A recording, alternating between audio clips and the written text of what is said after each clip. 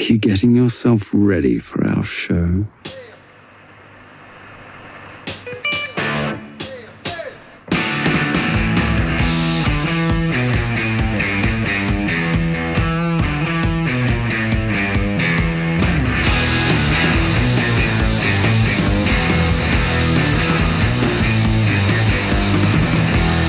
All right, everybody, Tuesday here with a brand new episode of Jigs and Bigs. It's me, Bobby Roast Beef. I got Sean the Fisherman in the house with us.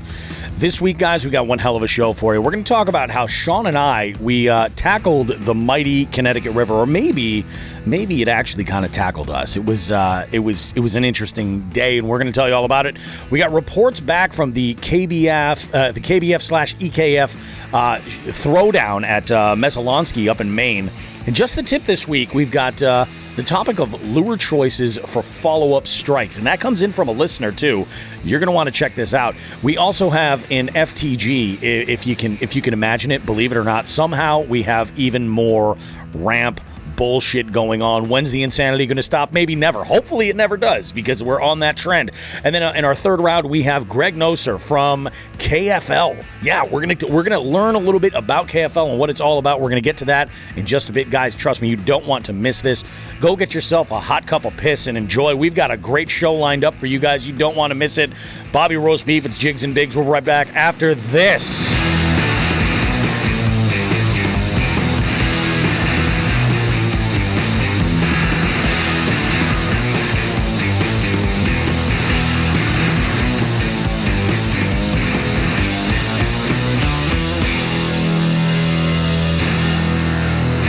Good stuff. It's good stuff right there. So you got to pay attention. Your feedback goes places with me. It definitely does. My compliments to the chef on your intro today. That was awesome. It was wonderful. Guys, it's been an amazing week. There's been a lot of stuff going on here. And it's really kind of funny. I was going through some GoPro footage today of, I guess this would have been a couple of days before my round one ass kicking in the MAKB knockout tournament. I was just testing out some features on the GoPro, trying to get a time lapse to work as far as like rigging. And I realized the shot that I had, two things. One, I have to adjust where my camera placement is in order to get something that's really engaging and not just my giant ass back in the shot. Number two, I realized what a major difference in just, 3 weeks from that first go round in the EKF tournament or in the knockout tournament. Like, what a difference in the foliage around my property. It's crazy. It's like a bomb of pollen went off, and it's crazy. It's nuts. Before we went on air here, I just described to all our patrons what exactly my methods are of dealing with some of the injuries that can occur to sensitive areas of the body due to pollen intake. In particular, I blow my nose a lot because there's pollen. And my nose gets a little roughed up. And I think I use the term, I give my nose a rim job with Burt's Bees hand balm on a Q-tip. Were you ever a big snot shot guy? Snot rockets? Yeah. No. Yeah, me neither, really. And I was until a life-changing situation. I went to go bust one of those, and I had a nosebleed and wasn't aware of it. Oh. Yeah, it fucking scarred me for life. Oh. I'm never doing that again. I'm to the point now, and this happened today. I was out actually doing yard work. Yep. Which is why I'm rubbing my nose now. Not a Coke problem, promise. I get to the point where I'll get 5-10 minutes in, realize there's pollen issues, and then before I can even stop it, especially if I'm using a weed whacker or mowing, boom, dude, that's the worst. Snot's coming right down. Like, yeah. What do you do? Yeah. Like, do you stop and try to blow it out?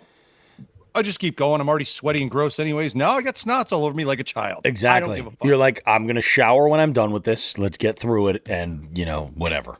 You got to accomplish the mission. It's just wild, though. The shit that's gone on in nature, and what a fluctuation in water temps, too. Like, we've seen where there was a big spike. There was one day I was out, we had temps in the high 60s, and now, like, things have kind of settled the last time I was on the water. Now we're, like, at, 63, 64 again. After this last weekend, who knows, though? I mean, we had record temps for May up here, and I had to work wedding in the middle of all of it. Outdoors. Yay! In the thunderstorm when that cold front went through. It was magic. Well, I've got a lot to say about cold fronts in this segment with what happened this weekend, but we'll get there. We'll get there. Oh, yeah. Yeah. So we have some stuff to talk about. I mean, there were, as far as our weeks, looking back at what we've done the last 7 days, this week that we're going into is a bitch for me because we're in the middle of our spring purge here at the roast beef house. And it's been a while. We haven't done this in quite a while, so we have a lot of extra stuff to throw out. So I have a giant, 30-yard dumpster in my driveway, and it is blocking access for me to get to the backyard to get my kayak. Now, I managed, knowing this and wanting to prepare, I managed to get an extra outing last week so that this way, all I have to do is pick up another one once that dumpster's gone and I'm right back on track. Then I'm good. Cool. So it was good thinking on my part. I went out last week. I did a Monday, Wednesday, and Friday send. Monday I'd gone out. I hit a local body of water, a dirty body of water that I've been wrestling with multiple times this spring, trying to get a beat on figuring out the fish. In fact, Derek is in our live stream right now for our jig heads. This is the body of water that he and I had fished the day that he dropped the Titan off to me. And, I'm trying to learn it, really, really dissect it, take it apart, figure it all out so that I can confidently know it. Plus there's bowfin in there. And I really, this year, if there is one species I hope to really hook, I want to hook a bowfin. I really do. In fact, the Butcher just got into one recently and posted that on Instagram. So nice job, Butcher. Nice job.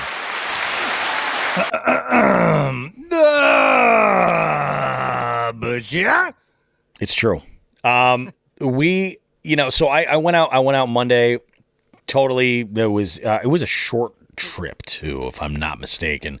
I'm going to look up actually an angler and figure out exactly what my hours were in coverage there. But Monday I'd gone out, couldn't get even bit, but it was the same story of everything there.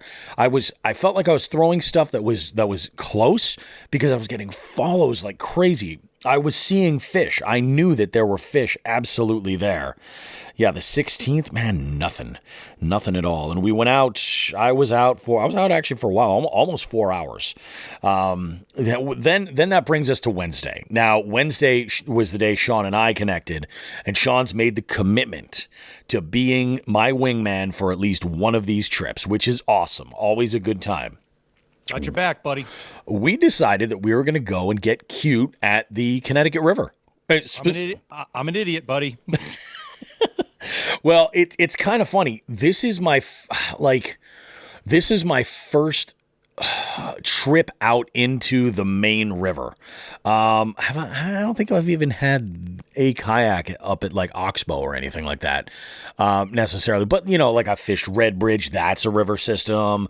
But, current over at Red Bridge is way different. And current in the Connecticut River is a motherfucker.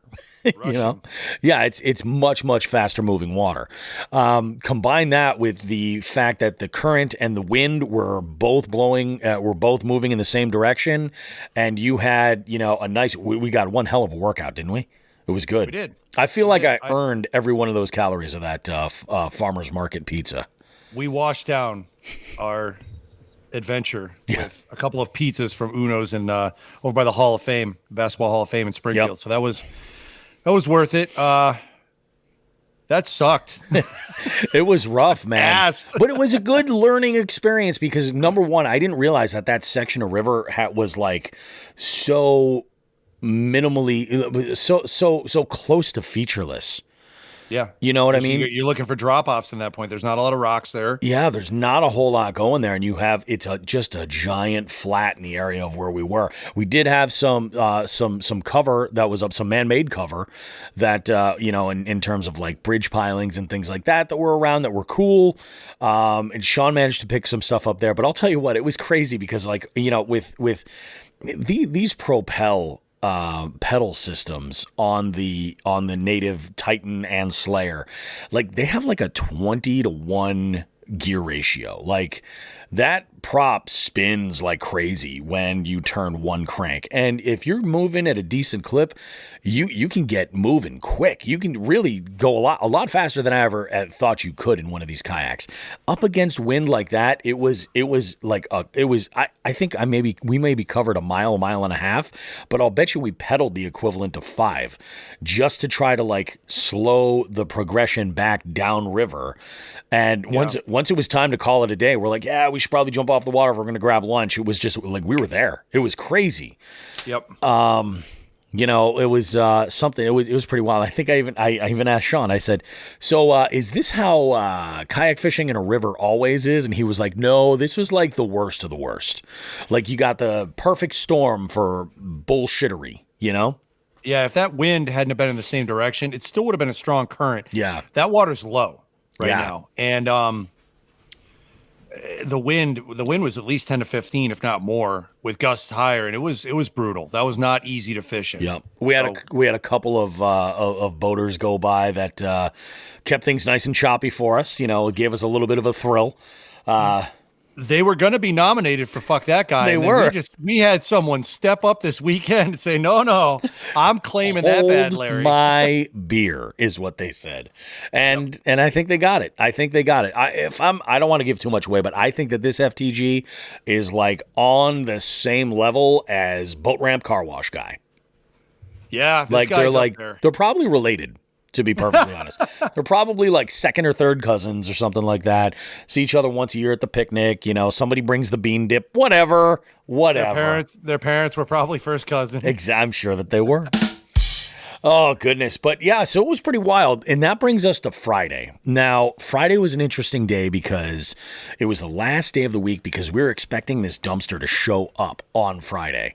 And we'd used this company before, and unless I'm mistaken, they usually call when they're on the way just to verify where you want it dropped, everything else. And I was like, well, they're going to call me. If they call me and I'm on the water, I've got cell service where I am, so it's not going to be an issue. I'll let them know where I want it, and I'll deal with it. Or if they're saying, hey, we're going to be there about this time, I'll make sure to be there for that time. My thought was that I wanted to just get the kayak into the backyard was my plan before the dumpster got delivered. I got on fish is what ultimately happened. I did it, guys. I got on them. I got Friday. I showed up and I had it in my mindset. And it was actually just the tip from previous. It was like, take the information that you have, the fail. Like I'm not catching them, but they're following what I'm throwing. And let's experiment. That's what we're going to do. So instead of trying to find the fish and cover all this water, I instead went exactly where I was getting follows and looked at this big chunk of bank. And I said, I'm going to keep reworking this over and over and over again with different, presentations until I get bit. And the plan was this. Once I saw a follow, I was going to take a good look at that bait, and we had no wind on Friday. It was a good day. In comparison to the rest of the week, it was very low winds. And I would take a good look at that bait and say, what do I think it is about this? What is it? What direction do I have to move in? Is it a size change? Is it a color change? What is it? Ultimately, it turned out in my situation to be a color change, and it was about finding the right color.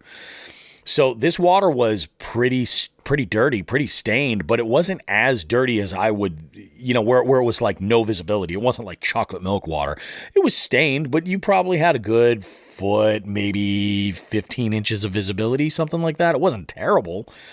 And I had been throwing a lot of natural stuff like I usually do. So I was throwing a lot of stuff in green pumpkin, some accent colors, purples and blues and things like that. And I started out with a crankbait with a square bill, lots of wood over there. So I'm looking to deflect that bill off of that wood cover and get as much of an erratic, presentation as possible.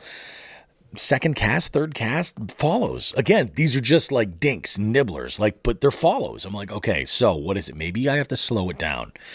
So then I brought out Rig X. I brought out Rig X, and I specifically put a couple of plastics on there that were in that same motion, that borrowed a couple of colors from that crankbait I was using.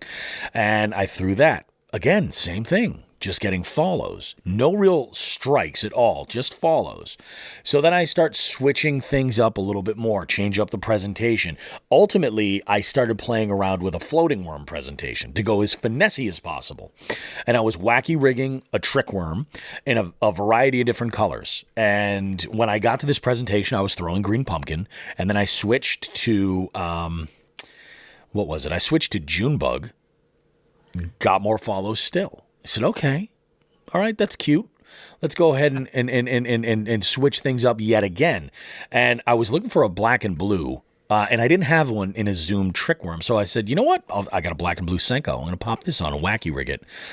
Hammered it. Okay, so now we might be onto something. Go and cast around some wood again, a bit more. Boom, hammered another one. Let's see if we can upsize. So I cut off my jig and I tied on a black and blue jig with a like a menace, a Rage Menace trailer. Started swimming that around. That thing got thumped. Actually, right near the boat where I was trying to reposition myself out from some brush, I had the bait kind of floating on the side, and a big splash comes up. Fish took a swipe at it right there. It was unbelievable. I ended up catching a bunch that day. It was a great feeling, but I knew I had to be off the water at a certain amount of time. So this was a win for the old beef. Bunch of dinks and one good-sized nibbler. Like, I think this might have been like in the maybe the 11. I think it was an 11. I'll have to look it up. But, I'll take it. That was a win. It's a step in the right direction. So now I'm going to start taking that knowledge and figuring out, like, where I can find some bigger fish and upsize there. My PB at that body of water is a 17. So I'm basically just looking to break that. I know that there's some bigs in there. We'll figure it out. So that was on the water Friday. On the way out, this is wild. On the way out, I'm loading up the boat. And I always have the same conversation with different people that happen to be at the ramp. Oh, that boat is beautiful.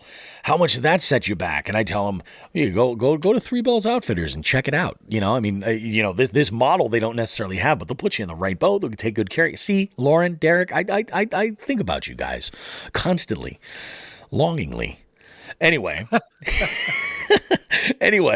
I'm having this conversation with this guy. He's asking me a bunch of questions about the boat. I'm packing things up, and there is this one individual that had parked their little Subaru where they shouldn't have been parked. There's a spot for trailers, and they had an inflatable kayak. But they had the type of inflatable kayak that one might buy at a Target or at Walmart or something like that. The type where the seat is made up of two separate inflatable pads that have Velcro on them that you hope and pray will support you. Out of the corner of my eye, and I was having a conversation with this guy, I gave him some Jigs and Big stickers. He was like, oh yeah, where do you listen to this? I had to explain podcasts to him. It was amazing. I was like, the internet. He's like, what the fuck's the internet? Whole crazy shit. So I start going through this whole rigmarole with him, telling him all about the show and everything. And out of the corner of my eye, I see this poor son of a bitch trying to board this vessel.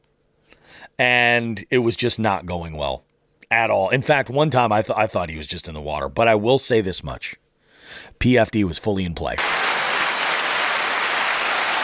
I don't know if there was something, I don't know if it was me walking up to my trailer with my PFD on, where he was maybe thinking, oh, that's actually a good idea. I'll put my PFD on. Maybe he inflated the inflatable and was like, no, this isn't going to cut it.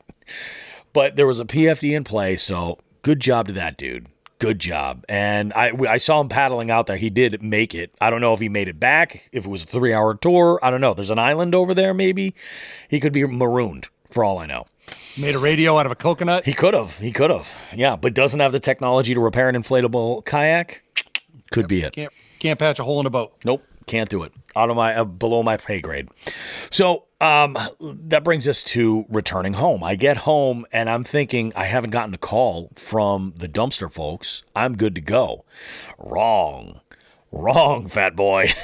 You are wrong. I show up and there is a 30-yard dumpster in my driveway, which means that now I have to park in the street, take the kayak with the Boondocks landing gear, and drag it around the house on the other side. And I was a little bit sketchy. I didn't know if I was actually going to make it with the trailer, if the trailer was going to be living in the street. So I got the boat in the backyard, put that over where I normally do, where it's all nice and tucked out of the way and everything's good. And then I go and I unhitch the trailer, and by hand, I start dragging this thing back into the backyard, and we made it. It's all good. We're all Bravo. good. Yeah, it's a good feeling. And then from there, I basically started scheduling out my week to come, which this week is nuts. I actually booked a brunch on Saturday at that apartment that I have that's a regular account where I do bingo and trivia and stuff like that. They want to have a bingo brunch. And I said, let's do it. It'll be a whole lot of fun. And I said, well, if I got to go all the way out that way, I might as well fish, anywhere I can around the Boston area. So that's my plan. I'm going to do some bank stuff out there. I considered the idea of potentially dragging the kayak with me. I just don't know about pulling that through the parking garage where I need to work. And that's kind of a make or break sort of deal. So that's going to be a bank send. But we'll see what happens. If I can find. So here's what I want to throw out to the listeners. If you're listening to this now and it is before Saturday, May 28th, and you would like to fish in Boston and you're in the area, hit me up. Jump into the Jigs and Bigs DMs and let me know. I'd love to get together with you and meet some listeners. And, I'll have some stickers with me. I don't know how many I'll have, but, we'll get out and catch some fish. It's a weird weekend, too. I forgot it was Memorial Day weekend. Yeah, it's a weird weekend. A lot of people have a lot of shit going on. Yep, I know. I know this weekend I'm gonna probably do a morning send on Saturday. I might go up to Shears. It's warm enough now. I'll go up to Shears. Oh, yeah. Have a good time with it. I'm kind of excited about that. Once the kids are done with school and I don't have to drop them off, that's where I'm hoping to make a lot of my sends up that way. Yep, I'm going to start doing that, and then I've got Boston Calling on Sunday night, so we're going. That's right. My youngest son has not yet seen Metallica, so we're going to go check out Metallica. I know that it's not Metallica of 1986. I get that, but we have what we have. One of the greatest heavy metal bands. Love them or hate them. Go check them out. Catch them live before they're gone, kids. Yep. Yeah, exactly. It's like going to see the Stones, man. The Stones aren't what they were. That is for damn sure. Oh, but we had a little adventure on my end of Western Mass. So that little adventure took us up to Maine this weekend. Yeah, and tell us. I'm not going to get into the results on the tournament. We'll save that for the Dothraki section of the show. But as you do, a lot of shit went wrong this weekend, and a lot of shit went right this weekend. A lot of shit happened. A lot of shenanigans happened. Tomfoolery, skullduggery, shall we call it? Yep. So the game plan was this: myself and Nelson, and Russ Hatch and Tim O'Keefe. Russ and Tim are two of the younger members of our Western Division for MAKB. We decided that for these tournaments, these distance tournaments, we're gonna travel together, save on costs, have a good time, right? And Russ and Tim are they're sponges, not birth control sponges, but mental sponges. They're soaking up the fishing game. And Nelson and I said, well, we'll teach you what we know. It's not like we're fucking experts, but it's a start, right? Yep. And Thursday, Nelson had to work. Mm-hmm. I think Russ had to work. And Tim had a class, so he was working. He had a training class. Okay. Russ and Tim dropped their kayaks off at my house. The plan was I was going to load 2 kayaks into the bed of my truck and one on my ladder rack, which was no problem. Except there was a problem. Tim has a wilderness kayak. Oh, okay. And it only has a front handle that is exposed. The 2 back handles, which are very nice and great for carrying, are molded into the back, and I couldn't, there was nothing to tie them down with. So I couldn't use them in the bed. So I ended up having to once I got to Nelson's house, I put Tim's on top and tied it down with locking straps. Mm-hmm. Keep that in mind for later. So I had my kayak, my Slayer, Nelson's Slayer, and Russ's, his Wilderness, all strapped together on their side, basically spooning. I had 3 kayaks spooning in my bed. They were strapped down tight as I could get them. That was at Nelson's house. We all convened at Nelson's house. Russ and Tim left their trucks there, and we packed up Nelson's trailer. He's got a camper. We drove up almost 5 hours to Maine. Obviously, we had to stop for gas and, nature calling once. It happens. But it took us about 5 hours. And where we were staying was not at Lake Messalonskee like most normal and sane people. We went up and stayed actually at a cottage, not even a cottage. It was it's a tract of land. A close friend from high school that Nelson and I used to hang out with. He bought the land, I guess, a few years ago. There's a small shack that I guess he and his wife are eventually going to knock down and get a nicer one. They're in the process of putting the septic in for the new one. It's a big tract. I think he said he has 6 acres. It's beautiful, right on Moose Lake. Shit. Yeah. The mosquitoes up there are fucking hellish, like Minnesota level. They're bad. Yeah. Tiger mosquitoes. We were covered in them regardless of DEET, regardless of the I got to try the Chronic Trips came out with a little bit of an organic bug spray. It worked. Oh, really? It did work, and the DEET worked eventually. But what we found was, like, when you cover yourself in that shit, no matter what it is, DEET, organic stuff, anything, they won't land on you, but they'll still buzz around you all over the place. It's obnoxious. I mean, we all had mosquito nets on. It was bad. But we got to see our buddy Dave. We stayed up for a couple hours with him. We got there at 11. We all went to bed at 1 o'clock in the morning. And then here's where tragedy struck. The road to Dave's property is like 3 miles of dirt road, rocks, roots. It's not smooth out. It is the wilderness. So we went in there, and apparently during the course of going in, the kayak up top loosened up, and I didn't know it. The straps all loosened up significantly. When we took off the next morning, we were almost off that road, and Tim's kayak shot completely off my fucking ladder rack, 9 feet to the ground, and smashed its rudder into 1,000 pieces. 1,000. I went, oh my God. So this was my responsibility. I tied it down. I'm explaining to Tim, I have been hauling kayaks all over the place on roofs for 15 years. I have never had a kayak, have its straps shake loose. Yeah. I was ashamed and in awe at the same time. Yeah. So I apologized to him. Then I made a phone call. This episode is basically a Three Bells commercial. Pretty much. I called Lauren. Yeah. I called Lauren, who was actually coming up to Messalonskee, as they are an EKF sponsor. And I said, what do you have with a pedal drive and a fish finder for rent?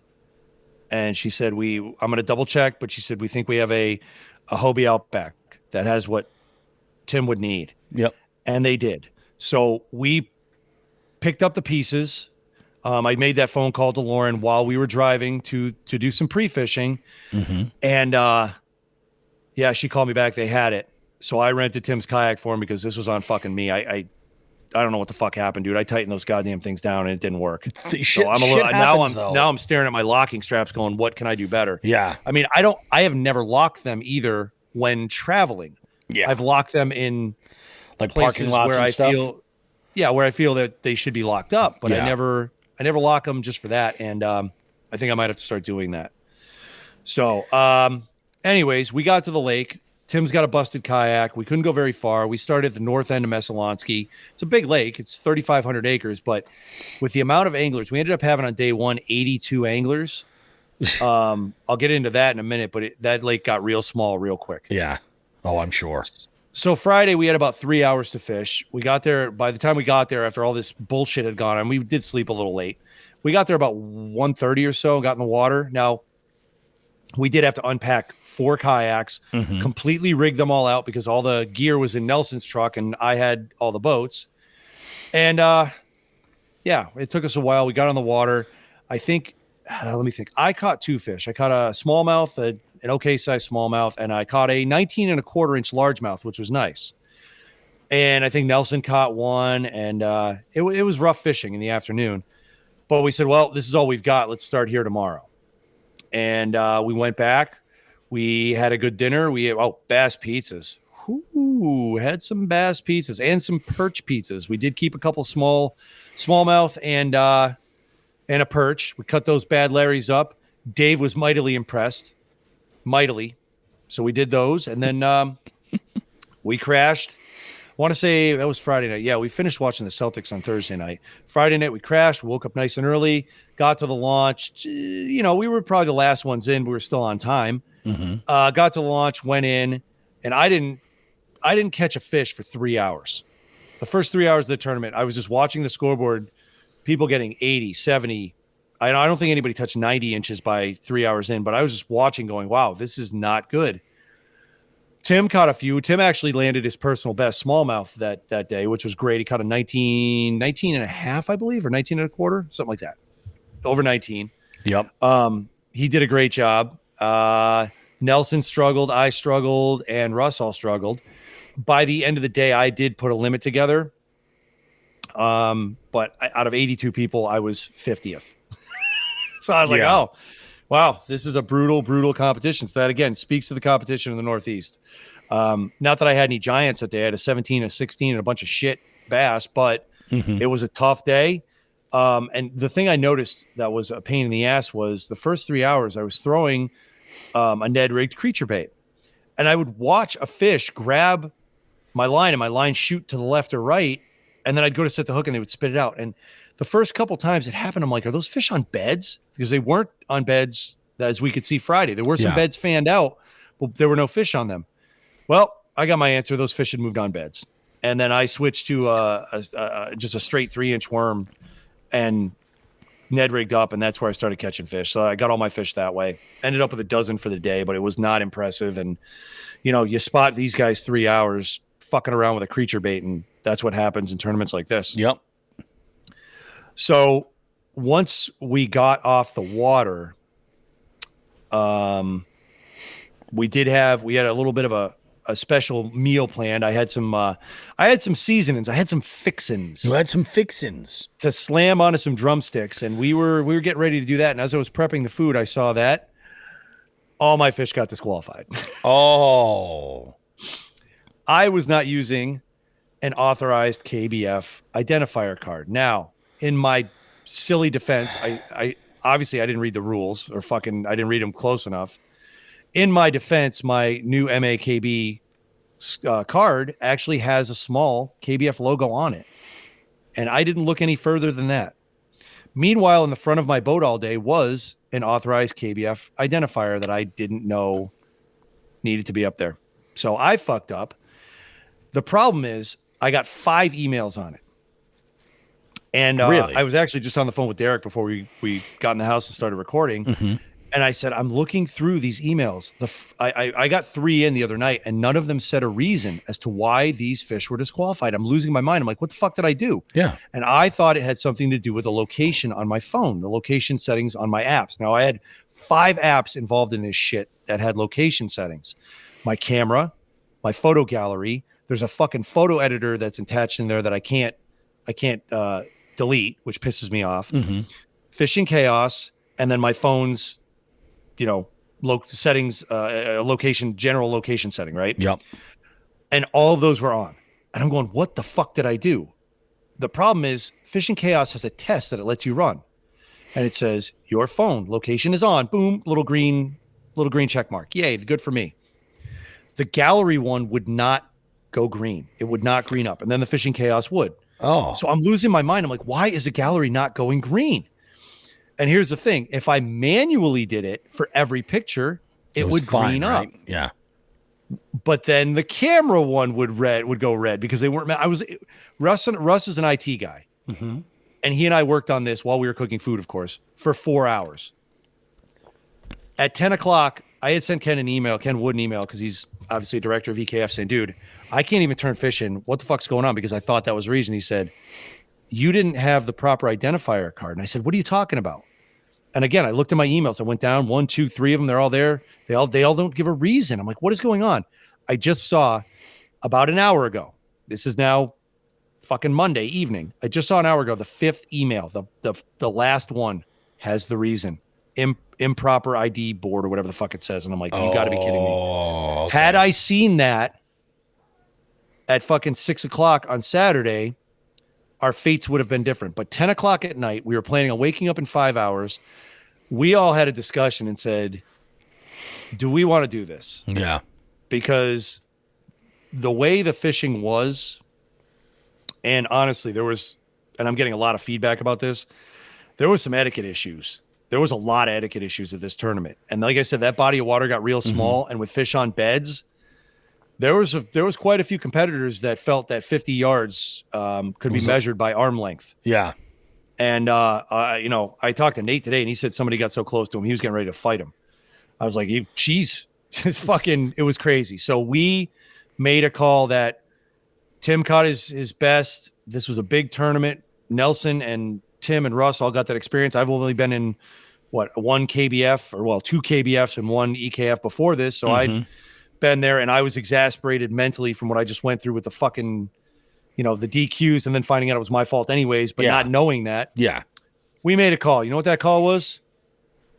Open the fridge, grab the beers.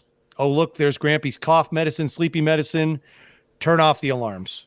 Yep. We're going to chill out. We're going to have a good time with Dave, and we're going to go home on Sunday. There you go. So we did pay for Sunday, and congratulations. I believe Ryan and I won. We'll get into that in tournament section, but congratulations to the winners. You got fucking donations from us because we had a blast. We did have, aside from the fishing, which is funny for a fishing tournament. Yeah. We had an absolute blast on this trip, and we just called it and said, you know what, let's go home. On the way home, we grabbed a bite to eat. There was a Cabela's on the way home. We stopped in there, grabbed a couple things, and none of us had any complaints or regrets about that. So it was a mental health check and call, and we did it. So whatever. That's why for our patrons, they're noticing our tags today. We've got Bobby Roast Beef and Sean the Quitter. And actually, hindsight being what it is, we're lucky we left at that time, because I got back to my house last night, even with a stop to say hello to the dude bud who was sitting on his porch drinking. Nice. Well, I got home before that front hit.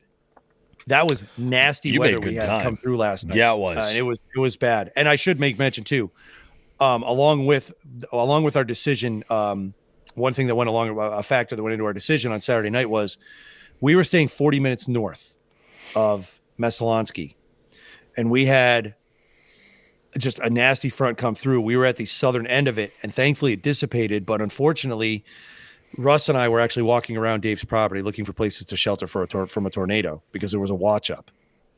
Oh, and wow. It looked bad, and there was some rotation. It never dropped. Yep. But the rotation was west of us. It was fucking crazy. So we were at a point at 10 o'clock on Saturday night that we said, you know what, we'll wrap this. It's okay. So it's all good. A wise man once said, and it's not what you're thinking, you got to know when to hold them. You got to know when to fold them. Know when to walk away and know when to run. Bing, bong. Fuck your life. Fuck your life. Yep. So that was the weekend. So big tournament, biggest tournament I've ever been in, and I quit on it. There you go. It's a baller move, Yeah. Fuck it. I'm out. Fuck this shit. I'm out. Yep. So we have, we got an off weekend here. And then I think the weekend after is an MAKB Western event. It's a road runner on the Chicopee River. And then the weekend after that, because I'm a fucking glutton for punishment, and as are Nelson and Tim, we're going to head up to Champlain. Yeah. For a KBF event. I think we're only going to do the one day, though. We're not going to do two. It's just fucking one and done. It's crazy. Camping is fun. Now, Nelson and I discuss this. A lot of the guys that we fish with, the old school ballers, the OG ballers, right? They have a thing. They go to these remote places, and it's like buffet time. They find a buffet, and they fucking hit that shit. Oh yeah. All right. So I've seen it. Yeah. Yeah, I get it, but I can't eat at buffets. Plus, when I camp, and I know when Nelson camps, we like cooking. Sure. We like having something over a fire. You know what I mean? Just getting rustic with it. And Bass Pizzas one night, and then fucking the chicken we had. Nelson grabbed some asparagus. We had this. He made this sauce out of like Italian dressing. Oh my god, it was so good. Italian dressing, fucking asparagus, and then we cut up potatoes and fried them in basil and shit. It was fucking great. It's perfect. So, what else? Yeah. What else could you possibly want? Grampy sleepy medicine and some beers in the fridge. Yeah. I was going to say maybe shrimp scampi in a backpack, perhaps. But if you're into that, getting yelled at by your father while he's doing a podcast out a window on a busy street, twice.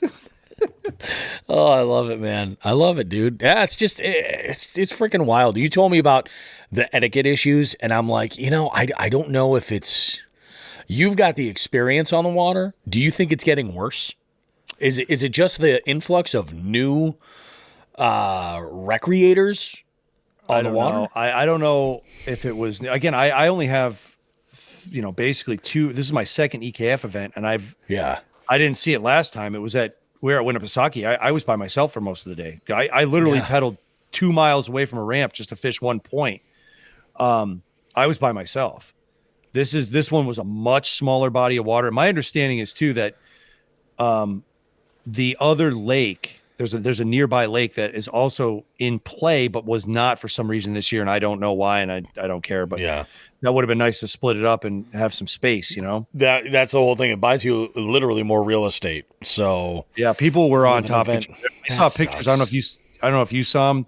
There were clumps of people on mid-lake humps. Yeah.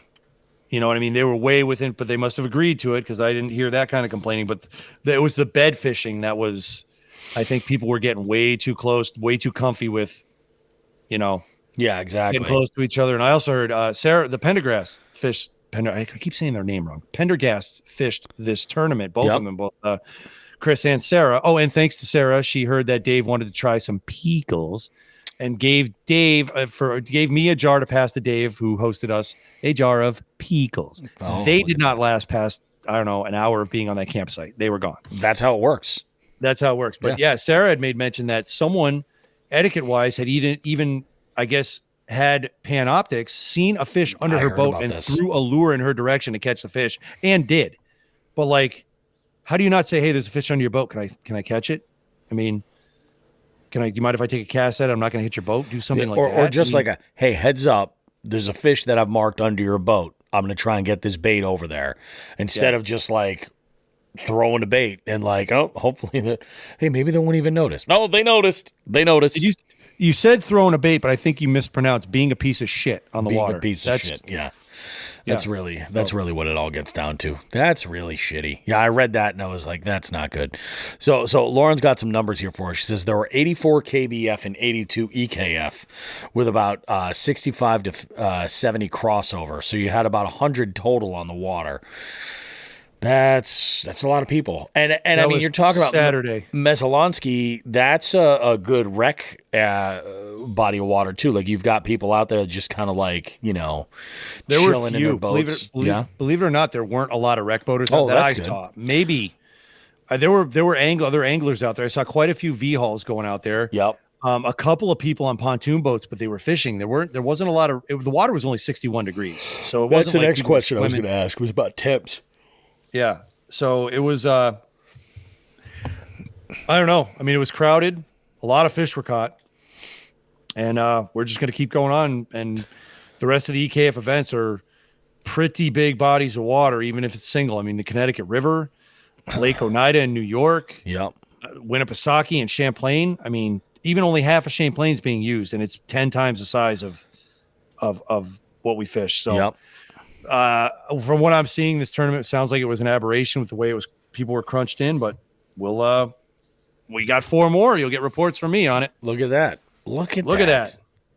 And I think you make a good point too. The fact that, fish were up on beds and you're limiting, you have all these people out there versus like if they're out deep, you got maybe a little bit more real estate potentially that you can track them down on. You buy a little bit more. Well, that's the thing. They were in both places. Yep. And because of the lake's size, people were crammed into both places.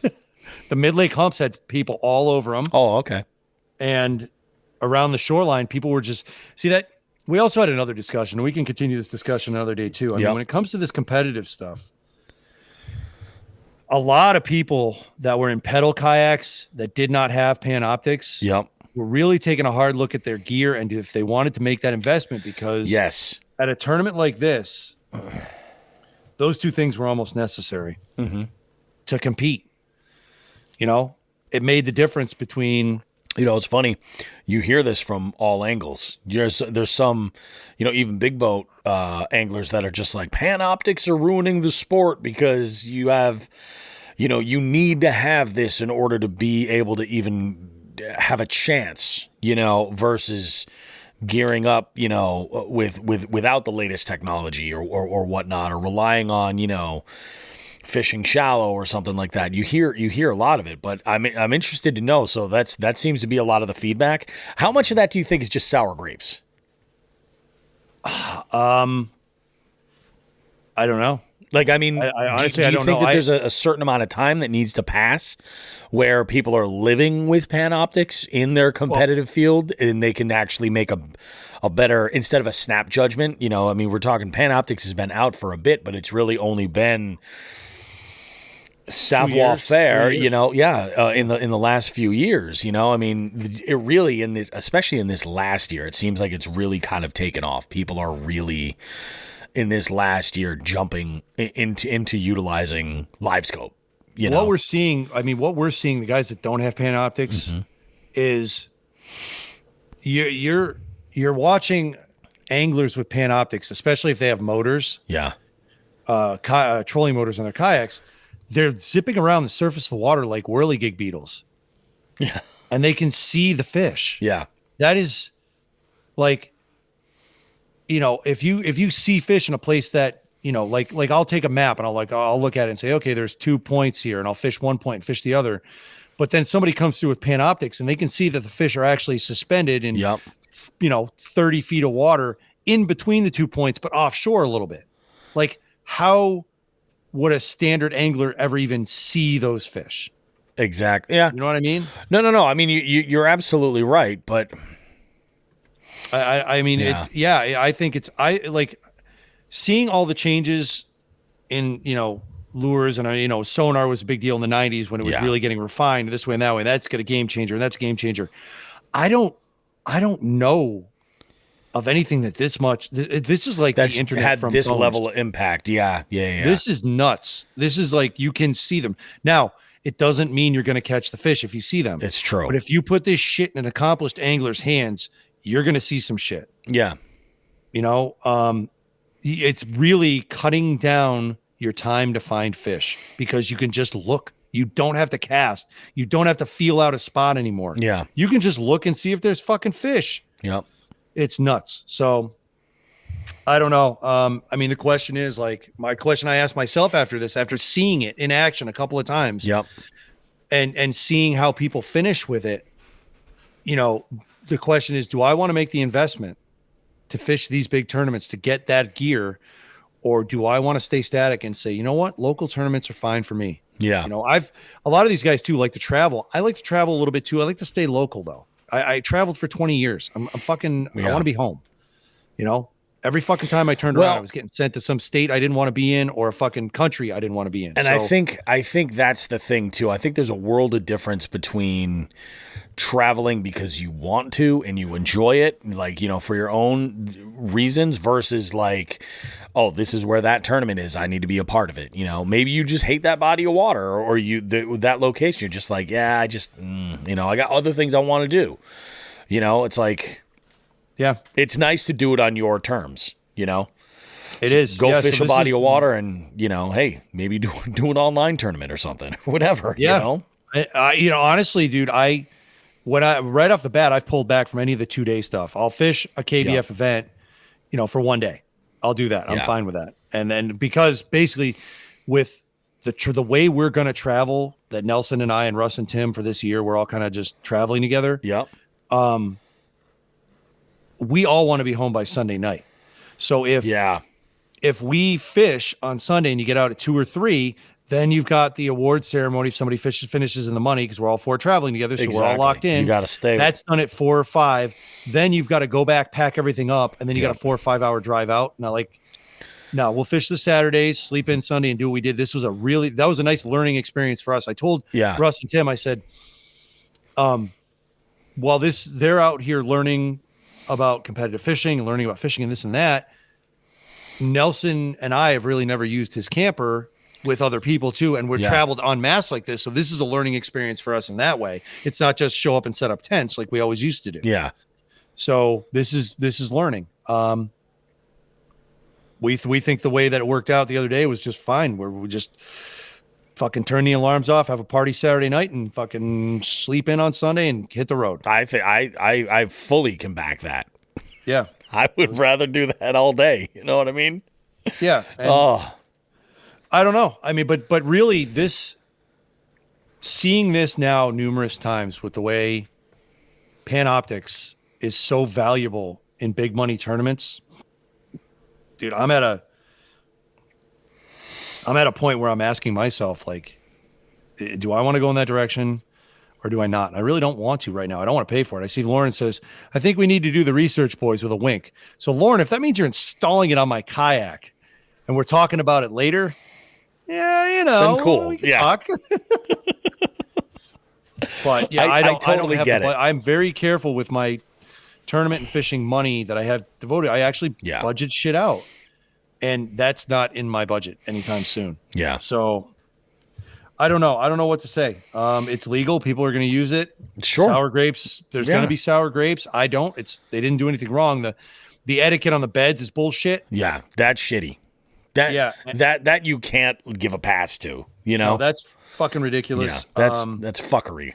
But I mean, that is a new way to fish, and if you're going to fish these kind of tournaments, there might be something people have to do. Like if you're fishing a KBF or you're an EKF and you don't have that equipment, fucking, we're praying for you.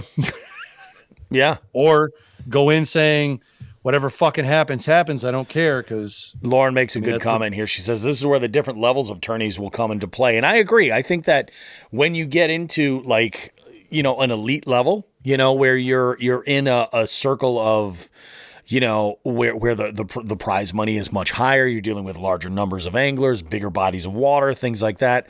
I mean, I think that, not only you up against seasoned anglers, people who have putting in the, taken their lashes to get there, but also, you're dealing with people who are geared up and tuned in to the most productive technology as well. I mean, whatever that may or may not be. In this situation, it's, we're talking what? Panoptics, live scope. We're talking even motors, really, at that point. I mean, in a lot of ways, it's like some people are just not going to want to go that road, So I think that might be, one of those things. But still, it's like it's something that's attainable, big picture. If that's where you want to go and be a contender, cool. Does it mean that you couldn't win without those tools? Absolutely not. No, it doesn't. But it evens the playing field a little bit. Yeah, it evens the playing field a little bit when you've got the tech and the know-how to use it. That is a deadly combination. You know? Exactly. So that's the whole thing. We'll see where it goes. I don't know. Yeah. I'm just at that point where I'm asking myself questions, because maybe my onlines and my, local tournament trails are good. And then if there's a place we want to visit for things other than fishing, like if we go to visit our buddy Dave, if there's a Maniac Anglers trail stop at fucking Moose Lake, like stop Let's in do there. it. Yeah. If there's an EKF stop, that's a big lake. Who knows? But just for the sake of the adventure of it, you know what I mean? Like exactly. Yeah. This was very eye-opening. Very, very interesting, because this is a lot. It's interesting hearing you say this, because this is a lot more of the way I think about fishing. Yeah. Well, no, I like the other part about it is too, the folks that are fishing these big time events, whether it's EKF, KBF, Hobie, or Bassmaster. Yeah. They're fishing local trail stops too. Oh, they are, of course. So I think there's in MAKB in the Western Division, I think there's 2 guys that have Panoptics, but a lot of guys have trolling motors. Yep. There's people with health issues. I'm honestly, this is just a tangent. This is just me, because I'm doing the pedal thing. I'm enjoying it. It's a workout. I drop a couple pounds here and there. Well, and also it's also therapeutic too, because you've got big knee, you've got knee issues, big knees. A big knee. I wear a bra. I have a bra. I wear a bra on my knees. But like, I think honestly, the way Hobie approaches it with no motors, that's brilliant. Yeah. It's a standard, and I've never fished a Hobie event, but I like that. Yeah. I honestly think that the trolling motor part should be considered like golf carts in golf. Like the PGA, remember that dude a few years ago, it was like 10 years ago, who had like major physical issues, and the PGA wouldn't let him use a golf cart because it was against the rules. You're like, I remember you telling me about this. Yes. Yeah. I can't remember the guy's name, and I can't remember what his medical issue was. Yep. But it was a big stink because it brought up like this guy walking to and from the tee was the equivalent of like, Mickelson or Tiger at the time walking 18. Yes. Because his body was so fucked up. Yeah. But the rule said nobody can use a cart. You got to walk because it adds to the fatigue. So if that's the standard for PGA, and this is the only time in my life I'm ever going to back the PGA on anything, why not? Yeah. Not like they're bad folks. They're not the NCAA, but you know what I'm saying? Yeah. Close. But. Yeah, I don't know. It's up for discussion. I mean, people are going to fish Hobie events if they're local because there's big money. Sure. If they don't conflict with anything. And if, I don't know how many people are dying on that hill saying, I like Hobie only because they don't allow motors. I don't know, but Hobie allows Panoptics to my knowledge, right?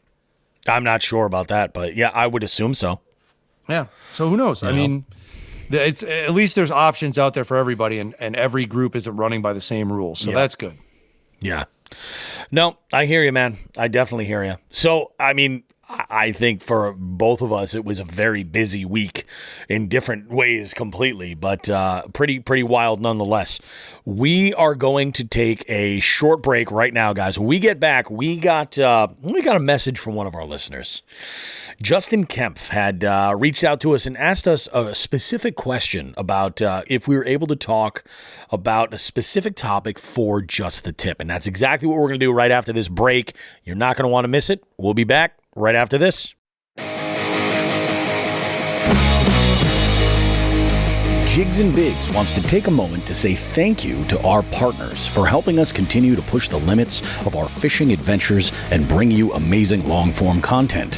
We want to thank Old Glory Outdoors in East Brookfield, Massachusetts. Old Glory has an amazing selection of fishing tackle, including 6th Sense, Guggen Baits, X-Zone Lures, Shimano, Daiwa, Luz, 13 Fishing, Arc Rods, and many more. Use promo code Jigs and Bigs at oldgloryoutdoors.com and in-store to save yourself some money and support the show. For all your premium kayak needs, we partner with Three Bells Outfitters, located along Smith Cove in Niantic, Connecticut. Three Bells is your go-to location for kayaks and accessories from Hobie, Native, Bonafide, Jackson, Yak Attack, Naqua, Boondocks, Burley Pro, and many more. Financing options are available to upgrade you and your kayak fishing experience. White glove delivery service is also available. Visit threebellsoutfitters.com for more info, and don't forget to tell them that Jigs and Bigs sent you. When it comes to high-quality polarized sunglasses, we've partnered with Torres. They provide stylish sunglasses in a variety of frames that are light and fit comfortably on your face. The polarization cuts glare and allows you to see the whole picture, helping you identify what's below the water's surface. They have a 60-day risk-free trial, lifetime warranty, and free shipping. Plus, you can save yourself 10% with the code JIGSandBIGS10 at checkout. Visit Torrege.com to check out their selection. That's www.torege.com. Again, we cannot thank our partners enough for their support. Please consider supporting them and supporting the show in the same process. Thanks.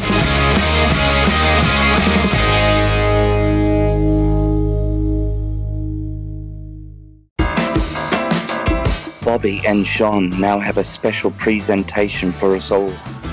They'd like to give everyone just the tip. Indeed we will. Indeed. Yes. Yes, brother.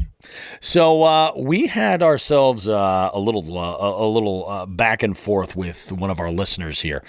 Justin Kemp had reached out, and he had asked if we could do a Just the Tip on follow-up lures. And specifically, he said maybe give some ideas on lure pairing. And I said, absolutely. I'm going to talk to Sean about it. And quite literally, before we started this show, I said, hey, man, got this idea. And this is the first time that we had actually really kind of talk before anything. So, yeah, we're going to go ahead and dive into it. Because I think follow-up lures are important. I really feel very strongly about that.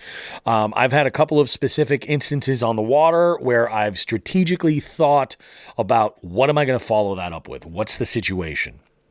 And it's a good thing because sometimes you miss something, and being able to just grab a rod that's got a different bait that you're confident in that complements what you're throwing can oftentimes do the trick. And sometimes I'll say this, I think there's a wild card element at work too, where it's just following it up is more important. It doesn't even necessarily matter what it is. But I do think that that's a good practice to get into. If you have a missed strike or something, you throw something as a backup. That's not what they just saw, and that definitely can help. So, Sean, I'm gonna let you jump right into this, and then we'll kind of talk follow-up lures and give some ideas. I have a couple of instances where I think they've saved my ass. It's been good. Yeah. When you told me about yours, particularly the most recent one where, you'll talk about it in a second, I'm sure, but you had a strike and then you followed up and with a different lure, and that did the trick for you. I've had quite a few of them, but the most memorable one I can remember was I was fishing a shallow body of water. Yep. And the water was up, and it was covering up some of this scrub brush that was there. Yeah. And it was getting towards dusk, and I was throwing a Strike King tri-wing buzz blade or buzz bait. What's it called? The Buzz Master, whatever the hell they call it. Buzz King. That's what it is. The Strike King Buzz King.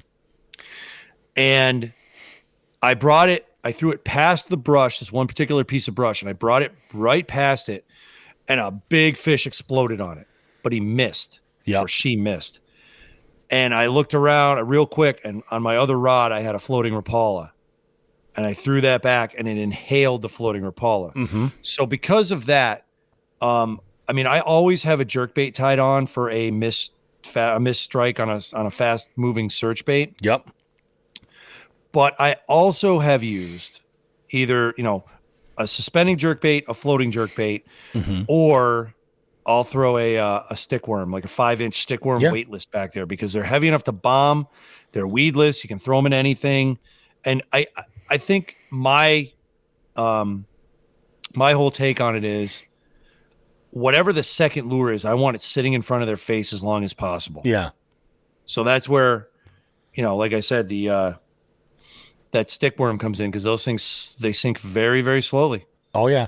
And a floating Rapala ain't going nowhere. Yeah. It's interesting. I hadn't even thought about this, about what you're talking about, but I totally agree, especially with the stick worm, or even the principle of using a jerk bait. I mean, oftentimes I'll follow with a fluke or a stick bait, weightless, and generally Texas rigged, not wacky. Though I have thrown them wacky before if it happened to be what I had tied on.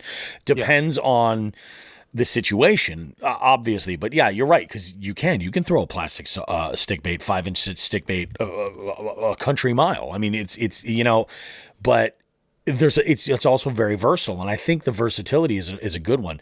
One of the things that I like to do is I like to have a jig on, no matter what. So there's one instance specifically where, and this has happened before numerous times, but there was one instance where myself, and Berkshire Brett, we were fishing out up the shears, and I was toying around. This might have even been the first time I had gone out and thrown the BBZ Rat. And I was kind of getting into that whole swing of things. And oftentimes I find I like to pay special attention to what I'm throwing when I'm fishing topwater. So if I'm throwing a buzzbait and that's a fast moving topwater, something else that I can follow and duplicate some kind of a strike. So like, it hadn't even dawned on me, but like a floating jerkbait is ideal, if the cover will allow for it. Even like a buzz toad, like something that floats though. So I would think a hollow body frog might be a better choice than a buzz toad, because they're, again, I would keep it sitting in the same spot for as long as possible. That's what I'm saying. So I'm thinking like the goats from Z-Man that are Elastec, they will float, something like that. Generally a little bit downsized is what I'm looking for. But this one instance I can remember, I was out and I was working, just crawling that rat back to me, and I had a massive blow up. And I don't know if the fish just grabbed the tail or just missed all the hooks, or because when I'm fishing those, I am not setting the hook until that fish is actually pulling. Once I feel the weight of that fish, then that's when I'll just kind of like swing back lightly to set those trebles and then start reeling them in.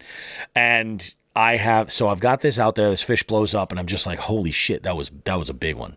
So I grabbed my jig rod, which just happened to be right there. It was a PB&J jig with a green pumpkin trailer. I just flipped that right over into that one spot. There was I was basically following a line of lily pads right along the edge. And I just pitched that right over to where that was. And it happened to just right on the drop, took it and just ran with it. Boom. Got him to the boat. It was a 16 and a half, and I was delighted. It was a beautiful thing.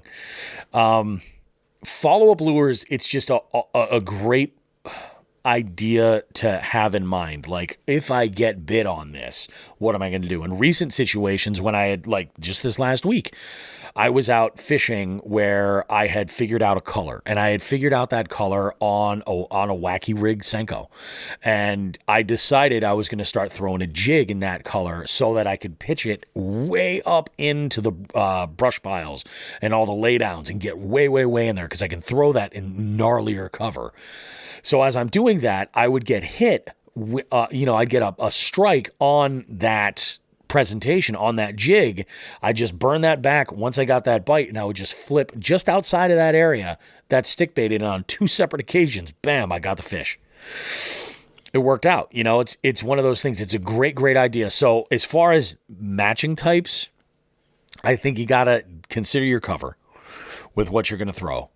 So if you're fishing a topwater frog and it's slop all over the place, you might not want to follow with a floating jerkbait.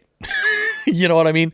In that situation, you're going to want to follow with a punch rig, because you're again, like that punch rig's going to move. You could throw a fucking weightless stickworm. Oh, I'm thinking if it's so heavy that you're fishing along the top, like have you ever been fishing like just on the cheese mats where you're moving a frog and you'll get a strike, but like that fish is sensing it, but it's just nowhere near it. Yeah. You throw something that's going to get through that cheese mat and they're going to bite that. Like, that's what I'm saying. Like, that's in a situation where you're like, you got to get through that sludge. There's that. But yeah, I think you can't lose with a stick bait. I really do. Because it's a weightless presentation. It's got elements of everything. If you want to fish it like a wounded bait fish, almost like a soft jerk bait, you can. If you want to wacky rig it, I mean, if you've got it rigged up, and you're in deep water, let's say, and you've got it rigged up on an EWG hook weightless, and you're just like, oh, I want to get more action out of it as it's dropping, hook it wacky. Just do it. You just throw it like that. It'll be fine. Trust me, they will still bite it. Yep. I think a stick bait is the ultimate go-to, but I would also say if you're not already throwing a jig is a nice follow-up to a lighter jig. If I had to make any kind of recommendation, I would say like a 3/8 or a quarter. Yep. It's something about that slower fall rate, I think, is good. They see it hanging in the water a little bit, and it's a good thing. I like it all hanging in the water. I agree. Excellent. Good stuff. So now let's go ahead and move on a little bit. I sent you the picture of our FTG. I do. Yeah, I have the image. So I have the visual element burned into my skull now. Folks, and Sean, please be as descriptive as possible with this. Are you ready? Put that guy.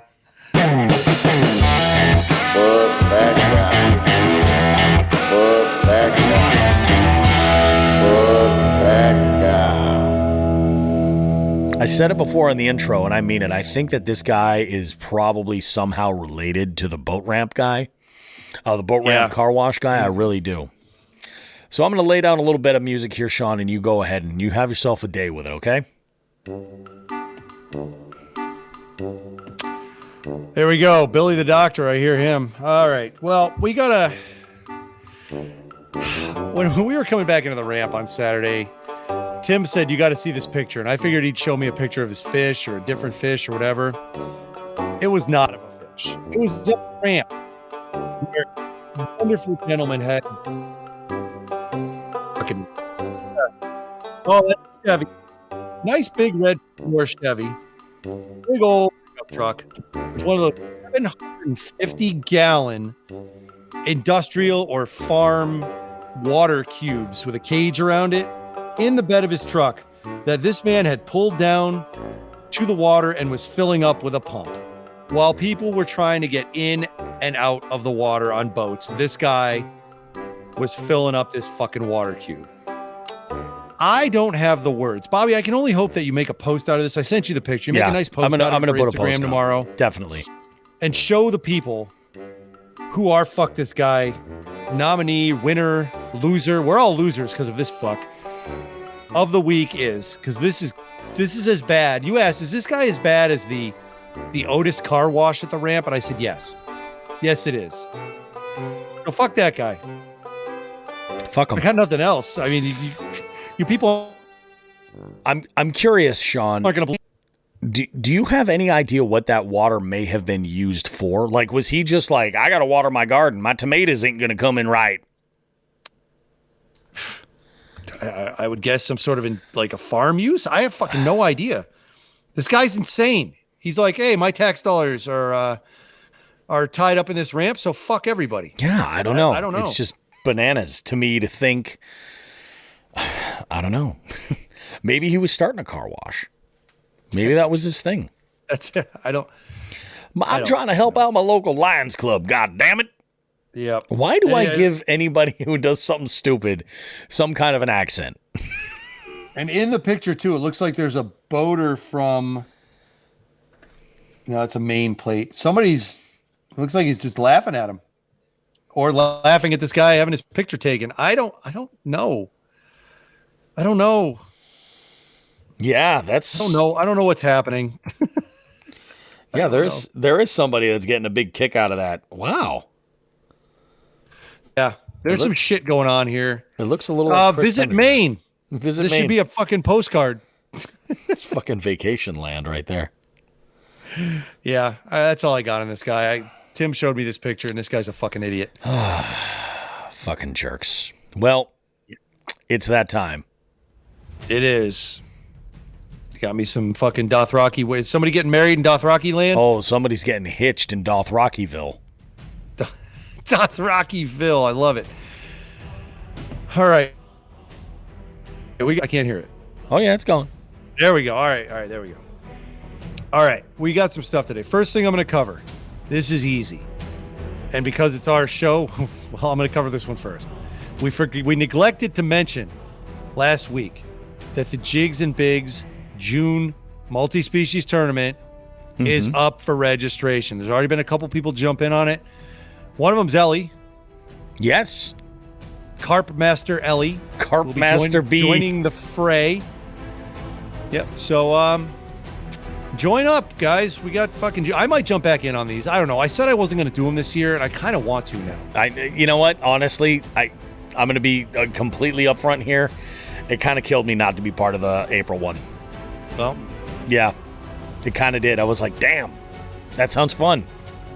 Yeah, I'm kind of leaning at it. So I might be making my triumphant return to this tournament to the Jerry House Invitational, as it should be called. Jerry House Invitational. Yeah. So that's that. Jigs and Bigs, register ASAP. Get on it. Come on down. Next up, we have Chronic Trips, which is currently got about a week left. We've got 12 people in this one. Yep. And there's actually I'm just gonna give the top 3. Go for it. This one, 12 people, 3 spots pay out. Top 3. We actually have a tie at third place. I didn't go any deeper than the first tiebreaker because the tournament's got another week. I wasn't getting stupid with it. Derek Artioli and Dan Regan are both tied at 6. They both have an equal amount of species. Yep. Also at 6, with one less species submitted, are Nate Shagnon, Nelson DaCosta, and Cheryl Bentley. So half of the field is almost in the money, and then we have Wilton Rogerson at 5. I mean, that's more than half the field that has a shot at finishing here, finishing strong. In the sole possession of second place is Scott Rhodes with 11 points. And then, He should be paying us for advertising. He I don't know what really he's selling, should. but At this point, Jerry Multi-House, 16 points in first place. I mean, it's going to come down to if somebody beats Jerry or when somebody beats Jerry. I mean, nobody's perfect. Jerry will have a bad month at some point. it's going to happen. It's fucking accomplishment. It really like- is. Like, this is kind of the challenge I'm looking for here. I mean, Jerry's got 1, 2, 3, 4, 5, 6, 7, 8, 9, 10 species turned in. Mm-hmm. He is one of 2 people that has some saltwater turned in. We got some stripers. It's crazy. It's fucking crazy, dude. Jerry, crazy. Crazy. You're crazy, man. Crazy, girl. Yeah. So there's chronic trips. Now, I got to pull this up. I was not prepared for this. I'm a piece of shit. Chronic Crips. Yeah, that stuff. We got the Bobby. Talk about Jigs and Bigs registration being open. Buy me some time here, buddy. So, folks, Jigs and Bigs registration for the online tournament for the month of June is open now. You guys can register. You can go ahead and enter and compete, win some stuff. It's good. It's going to be a lot of fun. Remember, it's all about multi-species here. I've had a lot of people. I've had a couple of teams, even in person, actually at like my trivia nights, come up and approach me, and they're like, so how well would we do if we had a day like we had X amount of days ago? We caught X amount number of bass. And I tell them, you'd have a couple points. Yeah. You'd have at best 4 if you had like the best. At best, you'd have 4 points if you had lunker bass and you had the lunker any 5. The biggest stringer of any 5. I was like, that would be the most you can get with that. You got to diversify a little bit. You got to think a little bit outside the box. You got to throw a night crawler every once in a while. You know what I'm saying? You got to drop shot a nightcrawler for bluegills in November. Sometimes you got to do these If that's what chronic trips requires, yeah, that's what you got to do. It's what you just got to do. T-Bots, June 18th, registration is open. Don't ask me the lake. Yes, I should mention that too. Yeah. That is for oh shit, it's Mansfield Hollow in Connecticut. So that is stop number 3 on the Three Bells Trail. Yep. Thank you, Lauren. All right, here's what I'm going to do. We got 3 tournaments because there was an EKF and 2 KBFs. I'm going to go with top 5. Some of the names are going to be the same. That's just the nature of this beast. Sure. All right, for the EKF tournament, Jake Angelis was 5th. Robert Bifsha was 4th. I'm going to fuck this guy's name up. Ryan Madalowitz is 3rd.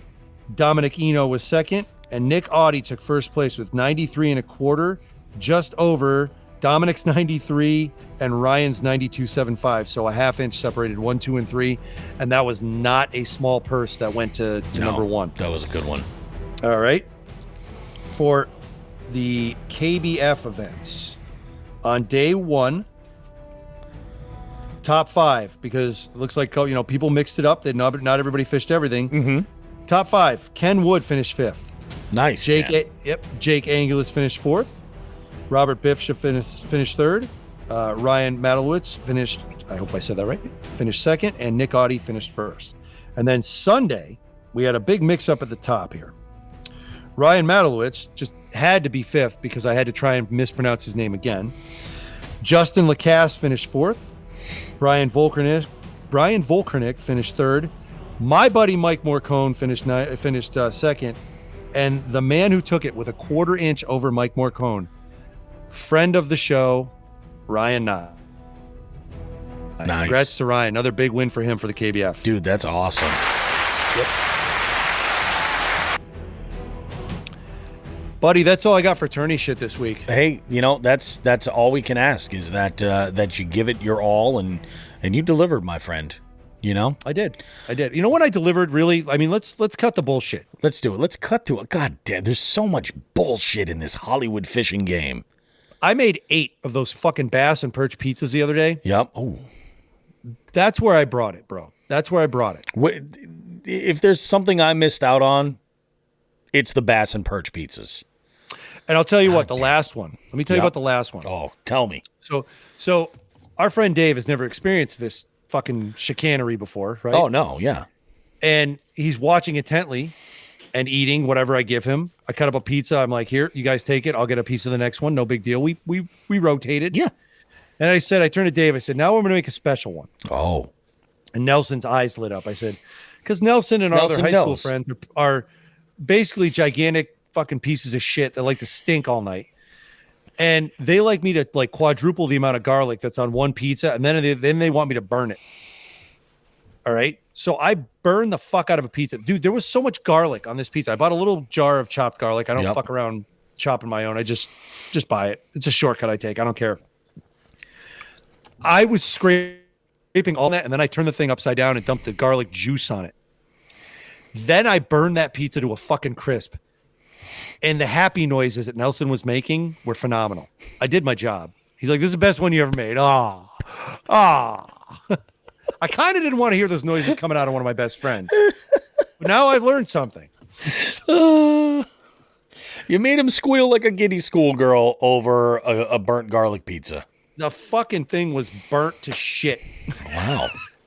The cheese was like cheese would fall off. There was one edge, the hot part of the pan, the real hot part of the pan, where the burning occurred. You could not tell where the tortilla that I use for crust, because these are thin crusts. I use tortillas. Mm-hmm. You cannot tell where the tortilla ended and the cheese began. It was just one mass of blackened death, and Nelson was just cooing over it. It's not so much that it's burned; it's caramelized. It was fucked up, is what it was. Fucking Nelson's sick, and so are my other friends. Vampires died in Transylvania from the pizza they ate in Maine the other day. I love it. Yeah. I love it, man. It's awesome. That's all I got for segment 2. You got anything else? You want to throw in some pizza recipes? What do you want to do? Nothing for segment 2. Ooh, actually, while we're talking about food, I'm going to save this for the third segment. I'll save it for the outro. Guys, we're going to take a short break. Do you know what the hell the KFL is? Well, we're going to tell you all about it. Why? Because we got Greg, who heads the whole damn thing up, and he's going to talk with us. We get into everything. This is a really good interview too. Like it's like a roller coaster of interviews. We get real deep into the competitive fishing, and then we come out and we're talking about chicken or breakfast, or you know what I'm saying? I mean, we throw it all out there, guys. We'll be back right after this. Don't go too far. Much more coming up. Make sure to check out the third segment, the wrap up, because we got good stuff in there for you too. We will be back.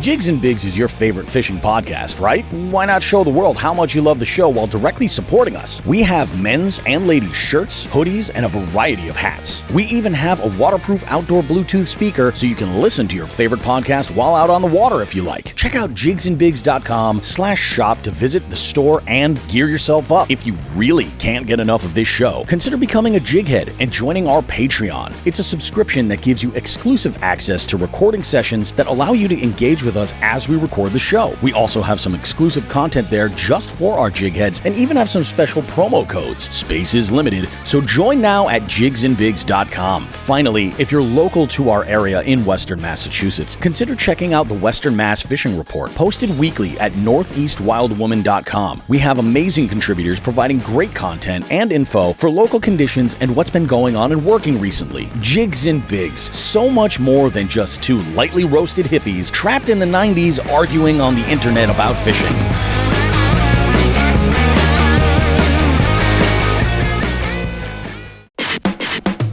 Alrighty, guys. Bobby Roast Beef here for Jigs and Bigs, and this week we've got an interview we've actually been really excited to do for quite some time around here at Jigs and Bigs. We've got Greg Nosar, and you might recognize that name if you pay attention to the KFL, and we're going to find out a whole lot of stuff about KFL. What is KFL doing that's different? What's the future look like? All kinds of stuff, and the origin story of kind of how it all happened. So, Greg, how you doing? Welcome to the show, man. How's things? Boys, what is up? Everything's great, man. Yeah. Getting ready for the season. Sweet. Things are rolling. Very sweet. We got things are starting to happen here in the Northeast. It's pretty good. Water temps are getting really high quickly. It's been a roller coaster for weather for us, but some people are out there absolutely just slaying it. So we're psyched to hear it. We're very excited. I got Sean the fisherman here with us as well. Sean, how are you today, bud? I'm good. Me and you are a little beat up from yesterday, but we'll get into that another time. Yeah, we are. We'll talk about that. Actually, it'll probably be earlier in this same show. You've probably already heard how beaten up we are about it. Yep. Anyway, here I am. I'm breaking the fourth wall, maybe even the fifth. Who knows? Who freaking knows? Greg, let's start out. First off, I like this whole segment is really, it's about fishing and origin stories and everything. Let's start with yours specifically. Tell me about how fishing was introduced in your life, how you kind of came to know it, and kind of walk me down the road of how it got to the point now where you're spearheading really one of the more innovative kayak fishing tournament trails. Yeah, I appreciate it, man. So I'm from Virginia. I'm from Northern Virginia, and I grew up, just like everybody. We didn't have cell phones and Nintendo and all that stuff, when I was in my age. So we had to go out and create things, right? We had to go out and enjoy the actual outdoors. And I kind of grew up near the Bull Run, which is on the Manassas battlefield area. Yep. So we used to walk the creeks, with a little spinning rod, and whatever we saw, we try to catch. And so that's kind of how I grew up, catching helger mites, by hand, or worms, and just going out fishing like that. And then I really got into ocean fishing, saltwater fishing. And I remember growing up, I was probably maybe 5 or 6 years old. My dad was a big surf fisherman, in Florida. And I remember holding on to my dad's belt buckle as waves were coming over my head, just crashing down as my dad cast out his surf rod near a pier. And then we were flounder fishing, whiting and all that stuff, and just trying to get black drum and stuff like that. So, I mean, from that time, I was hooked, It's awesome. And it kind of just grew, playing sports in and out, out of hunting and fishing and, just kind of, again, staying outdoors. But I started kayak fishing basically in 2012. And I remember this specifically. I saw this video of this guy, and it's still out there, catching a 400-pound blue marlin, getting in drag for 30 miles out in the middle of the ocean and on a kayak, right, on a Hobie kayak. And I'm like, I want every stinking bit of that.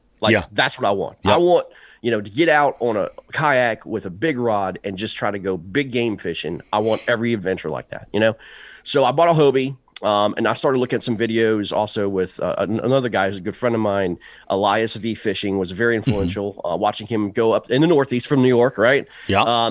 Going out catching stripers and, doing all that stuff. And, I started looking, Sea Money is another one I used to start looking on YouTube. And I was primarily a saltwater fisherman. I would go to these saltwater classics, go to these saltwater tournaments, and just really had a blast. And then, kind of here locally, we have the Potomac River, and that's when the snakehead fishing was really getting popular. Yeah. Started using my kayak to do a lot of snakehead fishing and bass fishing. And then, kind of taking that more to local tournaments like the NVKBA we have here. That is an awesome trail. And then kind of furthering that to national trail events. So anyway, it's just an evolution, but it's always been a part of my blood, man. Absolutely love fishing. Yeah, absolutely. I mean, it's one of those things where you get the bug and it never leaves.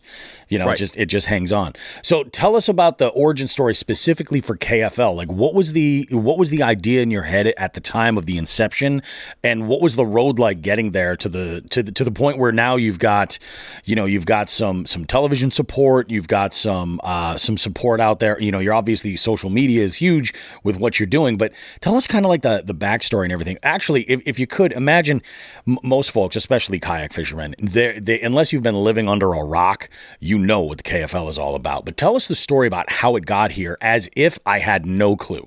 Sure. I mean, so let me try and break it down in something that we all know, right? I'm a big sports guy. Yeah.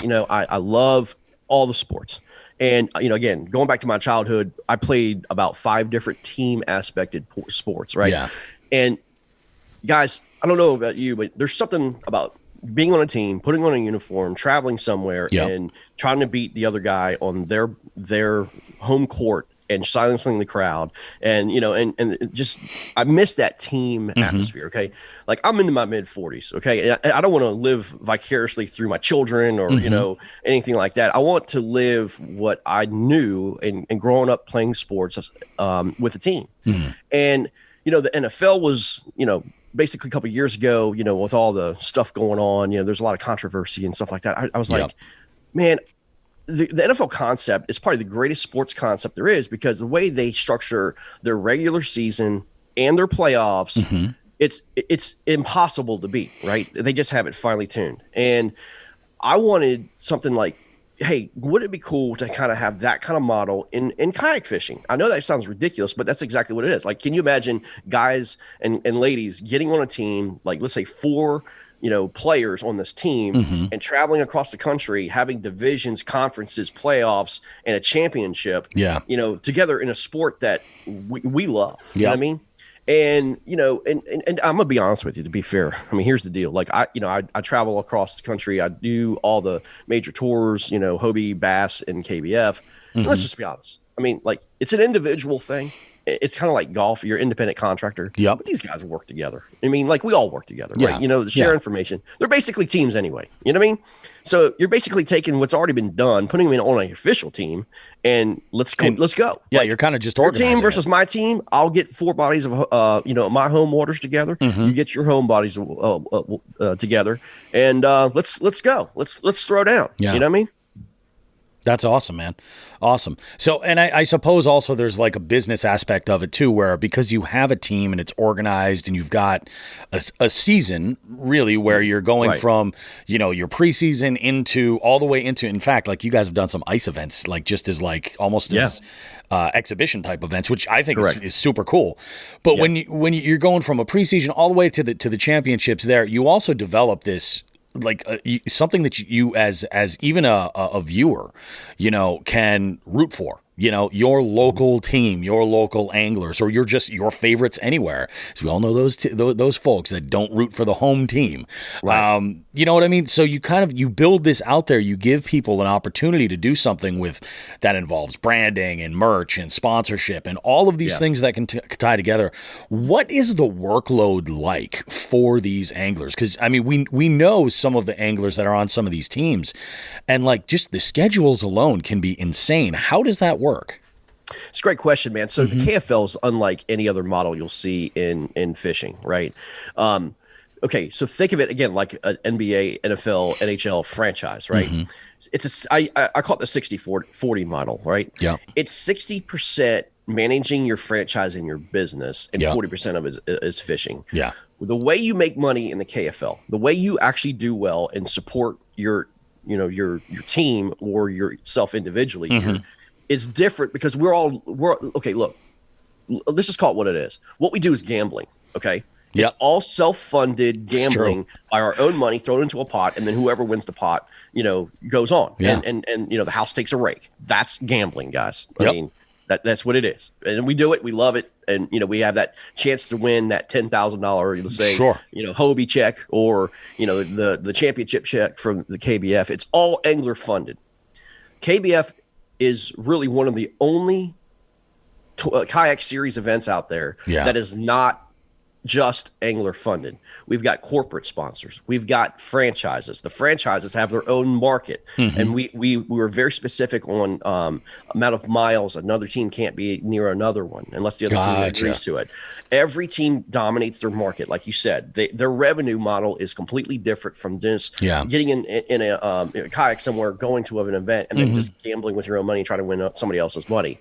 This whole thing allows your team to develop a brand, a franchise model, merchandise, corporate sponsors, individual sponsors, jersey sales, everything a professional franchise that you see with the NFL, NHL, NBA, all these other things. That kind of model is made.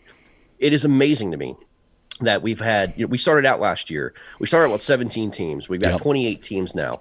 Over 70% of our teams this year is completely self-funded, ready to go. No money out of the anglers' pockets whatsoever. It's all sponsored by local sponsors and corporate sponsors, and all they have to do is show up and fish. Yeah, there are probably 30% of the teams that we call self-funded plus or funded plus, meaning that they've got enough money in surplus in sponsorships for the team that not only pays for their anglers, but they're able to pay their anglers per game on a per game basis. Oh, gotcha. Okay. Yeah, and so again, I try to get their focus away from the pot, right? Like the year-end pot. Right, that's the playoff pot is definitely a part of it. It is a sweet deal, but the focus has to be on building your brand. And we're seeing that these teams are finding it easier to get sponsors for a team rather than an individual. Yeah, right. Yeah, because it's tangible. It's something they can see, something they can promote, something they can market. Yeah, and we as KFL are providing that platform via social media, via broadcasting. We broadcast on Roku, Amazon, YouTube, Facebook, Rumble, Twitch. I mean, we've got this basically marketing platform and broadcasting platform, which, by the way, no other major fishing organization is doing. Yeah. Right. Yeah. We are committed to promoting the sponsors, sponsors and the anglers. We are committed to promoting, that individual angler, and their achievements and their goals. And again, we want to, because if our anglers don't do well, we don't do well. Yeah, it's all about the anglers here. We're angler centric. And, but it also is very important that we team up with people like Lauren Fury and Three Bells and have their support behind us, because it would never be possible what we're trying to do if it wasn't for their support as well. Oh, of course. It's just business 101. It's difficult, but we're starting to see this shift where, again, I said the 60-40 rule. 60% has to be on the back end, concentrating on your business, and then the 40% is the fun. That's the fishing. That's part, the actual fishing. Yeah.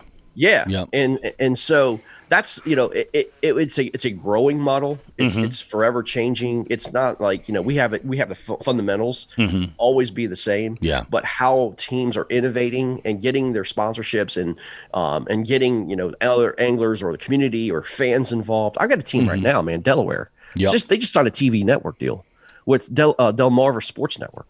Put in 10 hours of content per month. And then they're also, they're going to receive ad revenue, in the next 2 years from this particular TV contract that they have. Really? It's insane. Yeah. Greg, let me jump in right here. Just out of curiosity, because I had not heard that. Do you have a concern now that could go the way of like the conferences in college football? Because that's something to really think about. You know what I mean? Where the conferences almost control their own brands to where sometimes with the NCAA football is such a weird thing. It is. They've kind of outsourced their own postseason, but correct. Sometimes that can bring new issues up. You know what I mean? Like, have you guys really explored that the way that Delaware is doing that, or no? We encourage it because again, we look. We all have contracts, right? The KFL has contracts with individual teams. It works just like the NFL, right? That revenue is self-generated from individual team, the markets. I want these teams to thrive. I want these teams to, it's called capitalism. I want them to get as much money and however they get it as possible, because I know if we have these teams bought in onto this concept, they're going to help promote corporate sponsors. In fact, Delaware has done so with us. We have another sponsor, Ripid Energy. They brought that in. And, and so, we collaborated with them, and, look, they know that it's, if for the KFL to survive, we've got to have those relationships. And we as KFL know if the team survives, we've got to do everything that makes sure that they survive, because we need teams. Yeah, right? Exactly. We can't have a league unless we have teams. And the teams themselves have to be happy with the product. For sure. And, we have to do our part to support them, but at the same time, they have to do their part to support us as well. And it's been great so far. Yeah. Cool. So, yeah, I mean, I say to the teams, hey, this is America. Make as much money, do whatever you want to help promote your product. Yeah. You know what I mean? Yeah. Cool. No, that's awesome. As far as for the viewer, what has it been like out there as far as technical issues? Because I know what you guys do is a lot of it's like live stream where you'll switch between streams of different anglers. Have you run into situations where, some of these bodies of water, do you have to check them beforehand to make sure that there's cell service for multiple carriers? Like how do you do all this stuff to make sure that's a great question. Right? So, this is the growing pains of the sport, right? Yeah. Totally. Like, if you ever watch Bassmaster at Sam Rayburn, it's the worst. There's no cell phone coverage at Sam Rayburn. None. It's just like this digital, it's all pixelated. Everything is slow. You get water. It sounds like it's underwater. Sure. Exactly. We don't want that. We've asked these owners and these teams, look, it's entertainment first, right? Then it's fishing. Okay. We want a good show. We want to see anglers catch fish, but we can't see anglers catch fish if there's no cell phone service. Yeah, right? Exactly. So we've got enough content now to where, so this is real cool. If you go to kflfishing.com, Yep. every team or every game is going to have their own channel. Okay. And then there's going to be a main broadcast. Yep. So every game is going to be able to be broadcasted by the anglers. They're going to be able to see your local team. It's kind of like NFL Red Zone, right? You're going to Yep. be able to see all your teams play. And you can pick and choose which teams that you want to see or games that you want to see played. There's going to be a main broadcast, and that main broadcast is going to be to our network. We're going to be able to pick and choose, what games look great and what games don't look great. Yeah. And so I told these teams and anglers, like, if you want to be part of the big show, Yep. you better have good cell phone coverage. You better have good characters. You Yep. better have good interaction. You better educate, and you better catch fish. You know what I mean? Yeah, Like exactly. no one wants to see, you guys, just 8 hours sit of around. you chucking and winding. That's it. Yeah. Yeah. But we have now the ability to go from game to game to game, kind of like the NFL Red Zone. Yep. And we got action over here. We got action over here. We've got a guy who's behind the scenes being able to see as all these games progress, like Yep. what's going on. If Yeah, we have a exactly. tight score, Yep. we're coming down to the very end because we broadcast from 11 to 1, the last 2 hours of the morning games. If we had a tight game, let's say we're like 5 inches apart, one Yeah. fish is going to be able to take this game. We're going to develop that story. Sure, right? We're sure. gonna be able to develop that game and, kind of make it dramatic and see what happens, Yep. So, yeah, I mean, that's, again, this has evolved from last year, but like you said, it's important. We put that out there, have good cell phone signal, have good camera angle shots. Yeah. The worst I've seen, and this happens on Instagram, YouTube videos, even with us, is when the camera's sitting down and we get crotch shots the entire day. Oh, You isn't know what that I mean? it's a fantastic. Like, no one wants to see your orange balls, dude. Exactly. You know what I mean? Like, seriously. Have you examined the market for that? I mean, you might be onto something. That might be a niche. Yeah, you know? Yeah. I mean, I will tell you, there's a lot of money lost at OnlyFans. We tried that. There you go. It's just not a good thing. You know what I mean? Sponsors don't like, the orange ball look. But you're right. I mean, I definitely think that, and you see kayak anglers getting so much more creative now with their use of cameras. Like, it's not a rare thing to see an over the shoulder shot with some type of a mounting bracket behind them, so that way you get the action of them actually fishing, and then when they bring a fish into the boat, you've still got that perspective. But a hat cam is always a good thing. You get that bird's eye view. Sure. It's awesome. Yeah, I think it's fantastic. Let's talk year one and year two. Sure. What have you noticed? What's the difference between the two, or like what's on tap? Like where do you see, what have you guys learned in that transition from year one to year two? The first thing is the quality of anglers that have signed up for the KFL. I mean, I'm looking at one team right now. I mean, the Tennessee Shiners. Yep. I mean, we've got the likes of Jody Queen, Eric Siddiqui, Christine Fisher. Yep. I mean, the list goes on and on, right? I mean, this team is stacked. And again, the quality anglers, Ewing Minor, who just won the Broken Bow over at Hobie. Yep. I mean, this team is out of the North Division. I'm telling you, this league itself is going to be able to showcase the talent of these anglers in a team atmosphere. And I think you're going to start seeing just the quality of angling and being able to see what they're doing on the water live. Yep. And what makes them tick, right?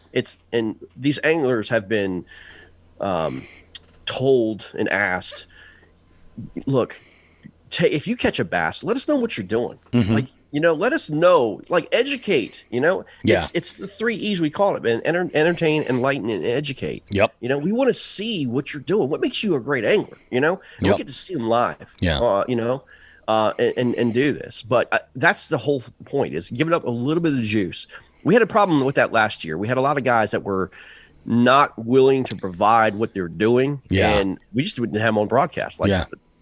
you might be a great angler, but at the end of the day, we don't really care, like, you're catching fish, but you're not telling us what you're doing. You're like hiding everything. You know what I mean? Like, that's not what we want, Yeah, you got to have a little, and let's be honest. I mean, your sponsors love that.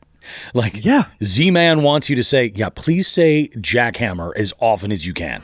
100%. Yeah, they love that. And that's sort of it's a fine line to walk for a sponsored angler, where you've got to, obviously drop what it is that you're using. But the reality of it is, you put that same bait in somebody else's hand. Shit, Sean and I learned that yesterday. I had the same bait in his hand. He was catching fish. I did not. Same bait. So there's a whole lot more has to do with the angler. than just having that same bait, same the guy color. that epitomizes this kind of concept day in and day out is Derek Brundle from the Massachusetts Marlins. Oh, 100%. The guy gets it. The guy gets it. You know what I mean? He's not afraid. He knows he can outfish anybody, any body of water at any time. He's not afraid to show what he's doing, how he's casting, what rods he's using, what line he's using, what bait he's using, when, how, what. I mean, he does all those things. And he's so entertaining. You know? He's got a great he's camera friendly. His camera angles are great. I mean, I encourage you, look at a game or look at the I also own KBBT. Look at the national championship we just had with Derek Brundle and Matt Conant. And you can see, everything he does. He opens up his entire world. It's just captivating. I mean, his camera angles, the panorama scenery that he's fishing in, and to see the competitiveness in him, and man, and he just does a great. I mean, he sold more motor guides and new canoes than anybody. Yeah. Oh, I believe it. And it speaks a lot. It speaks a lot to an angler like Derek, their confidence overall, being able to share and educate and do it in an entertaining way. In a way, Derek is kind of to the kayak world what anglers like Jacob Wheeler and Brian Latimer are when it comes to being tournament anglers that get that social media and sponsorship relationship. Correct. They've really they're, I think that's an awesome thing. So crystal ball moment here for KFL. What do you see in KFL's future? And you can also include, because we've got an audience all over the world, really, but we have a lot of people all over the country. So if there's markets where you need teams, it's a good idea to mention where those are so that if people are interested, they can reach out to you.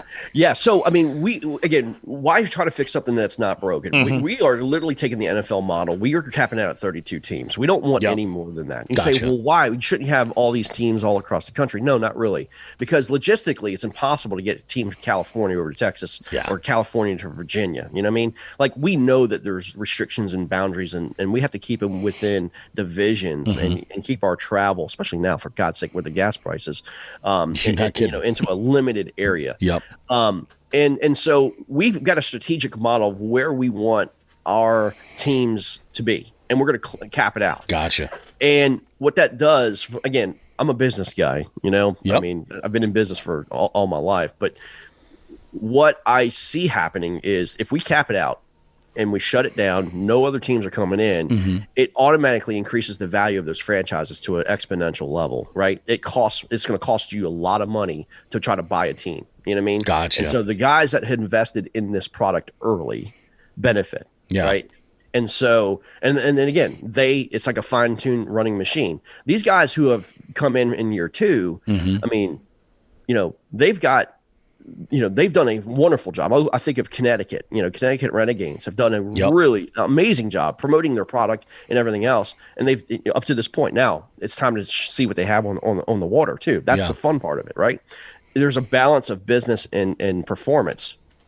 And again, I think this product's going to go. I think the KFL is going to go this way. We call it the Million Club, right? We want 1 million views and $1 million in total KFL revenue.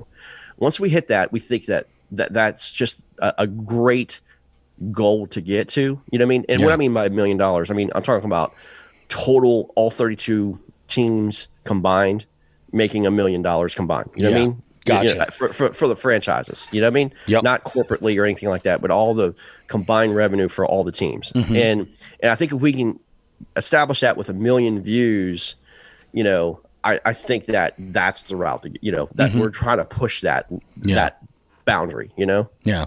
How close do you guys think you are to that? I mean, is that something we'll see in the next year, or? We have a 2-year model for that. Gotcha. Okay. Yeah. It's going to take. We're trying to be realistic, right? We're not trying to be like over promise and under deliver. Sure. No. Of course. But we think in the next 2 years we should be able to get there. Yeah, that's awesome, man. It's I think that is the coolest thing. That's kayak fishing is my take on it has always been that whether it's for the tournament angler or just the weekend warrior, kayak fishing is so much more of an attainable activity, hobby, pastime, however you want to classify it. It's so much more attainable than the big boat world. And if you really want to experiment and get cute with what you're doing, it's a whole lot easier for your average Joe, that thinks they can fish to get into, on the higher end, a $5,000 piece of plastic than it is an $80,000 piece of fiberglass. Correct. It really, really is. I'm curious about the team aspect. When these are teams, like going by, let's assume that somebody doesn't have any idea about this. When they're fishing as a team, are they able to be in constant contact with one another? We encourage it. Absolutely. How does pre-fishing work and all of this stuff? That's a great question. So, again, it's all about the team. And let me say this, going back to last year, one of the greatest feedbacks we've had was the anglers learned so much from their teammates. You know what I mean? And because of the communication, we absolutely encourage it. We want it. We've got walkie-talkies, for the Warhawks. Yep. I'm on the Warhawks, and we tell, hey, look, man, they're biting, off a ledge or whatever it is, whatever the bait that is. I mean, we are constantly in communication. We have a group chat, and these teams have formed, these bonds, this family, already, like the group chats already are legendary. Like the Copperheads out of Florida, their group chat, if you were to take a look at this group chat, it's like, it's Reddit on crack. It's so hilarious watching what they're doing, but they've created this bond. And we got a team right now that's this weekend getting ready for their week 1 matchup in June against Coosa Kingfishers at Neely Henry. Five of the anglers of the Swamp Donkeys are traveling up together, camping out on Neely Henry, and they're pre-fishing Neely Henry together, as a team. They're taking this very, very seriously. There's an expense to that. There's a cost. Definitely. All that stuff that happens, but they're taking this very, very seriously. And I'm proud of that. Because again, this is a real deal, man. This is a real ball game. And again, they're learning from each other, different methods, and everybody has their own strengths of what they feel comfortable doing. Oh yeah. And the chess match is in the KFL is putting people with their strengths in the right situations to form together this victory. It's not as easy as you think. That's what I was thinking. Now, when it comes to putting a team together, what is there a cap on how many anglers you can have? I assume you can only have a certain number competing, but what is the number you can have competing? Is it 4? So it's 4. Yeah, 4. Four only on the water. 4 of the team members can be on the body of water during the game. Okay. Right? No one else can be on the body of water. Gotcha. They can't film. They can't do anything. They have to have 4 competing members on that body of water. Yeah. There's 8 total members or teammates on the game. So again, we're realistic. There's 8 games this season. A lot of anglers are going to be competing in local events or, they have a life, Definitely. Their whole life is not the KFL, let's be honest. So it allows, we've doubled the amount of teammates that they can have on a team so they can rotate their teams in and out throughout the season. So, and we tried not to lap in terms of competition. The games of the big 3, right? Bass, Hobie, and KBF. We tried not to, put in a KFL games and say, well, bless God, you're gonna have to choose between us or them. We're very sensitive to that. Now there are 2 games that we have, overlapping conflicts, but again, that's why you have 8 anglers. So yeah, absolutely. No, that makes sense. And also, I think if you're organizing a team, it's also a good idea. You find somebody who's just like, this person's a tank in shallow conditions. This person can fish cold water with no problem. And you kind of choose your anglers based on what you think, who's in there versus just, I'm sure that's a strategy too. Like, they catch great fish. They do well. They've won some checks, and you just kind of stack it in that direction. But I think the whole thing is very, very cool. Let's get back to you as an angler, though. Sure. As far as when you're in there, and especially when you're freshwater kayak fishing, what are your top 3 confidence baits that you always can rely on? Oh, that's a great question, man. I'm gonna pat myself on the back. I've been on a tear, man. I've got a first, a second, and a fourth here in the last couple months, man. So I'm pretty excited. All right, that's awesome. Nice. So, look, hey, no one's gonna gloat about me. I'm gonna gloat about myself. Bless God. There you go. No, I'm playing, but no. I fished Potomac River, man. So That's what I know. I'm a grass guy. I'm a shallow water guy. Yep. I'm not a deep water reservoir guy. Drop shotting or Carolining rigging, 30, 40-foot ledges is not my thing, So I love my three top baits are going to be a chatterbait. Yep. It's going to be a buzz bait, and it's going to be a rage crawl. Now that rage crawl could be weightless, it could be Texas rigged, it could be on a jig. Yep. But that is my confidence baits, and I'll everywhere I go, those are the baits I'm going to throw, hands down. That's awesome. Nice. I love it. I love a buzzbait myself. I really do. Oh. Yeah, I love it. We have a lot of grass locally up here too. So I'm real big into swim jigs and any kind of top water wake baits and stuff. Yeah, we have a lot of grass to deal with. There is this saying, and I'm sure you've heard it before, that fishing tackle catches more fishermen than it actually catches fish. Yes, true. In your opinion, the entire industry as a whole, what do you think the most ridiculous tackle trend has been that's been sort of served up to us? The follow-up question to it is, have you used it, and how did it work?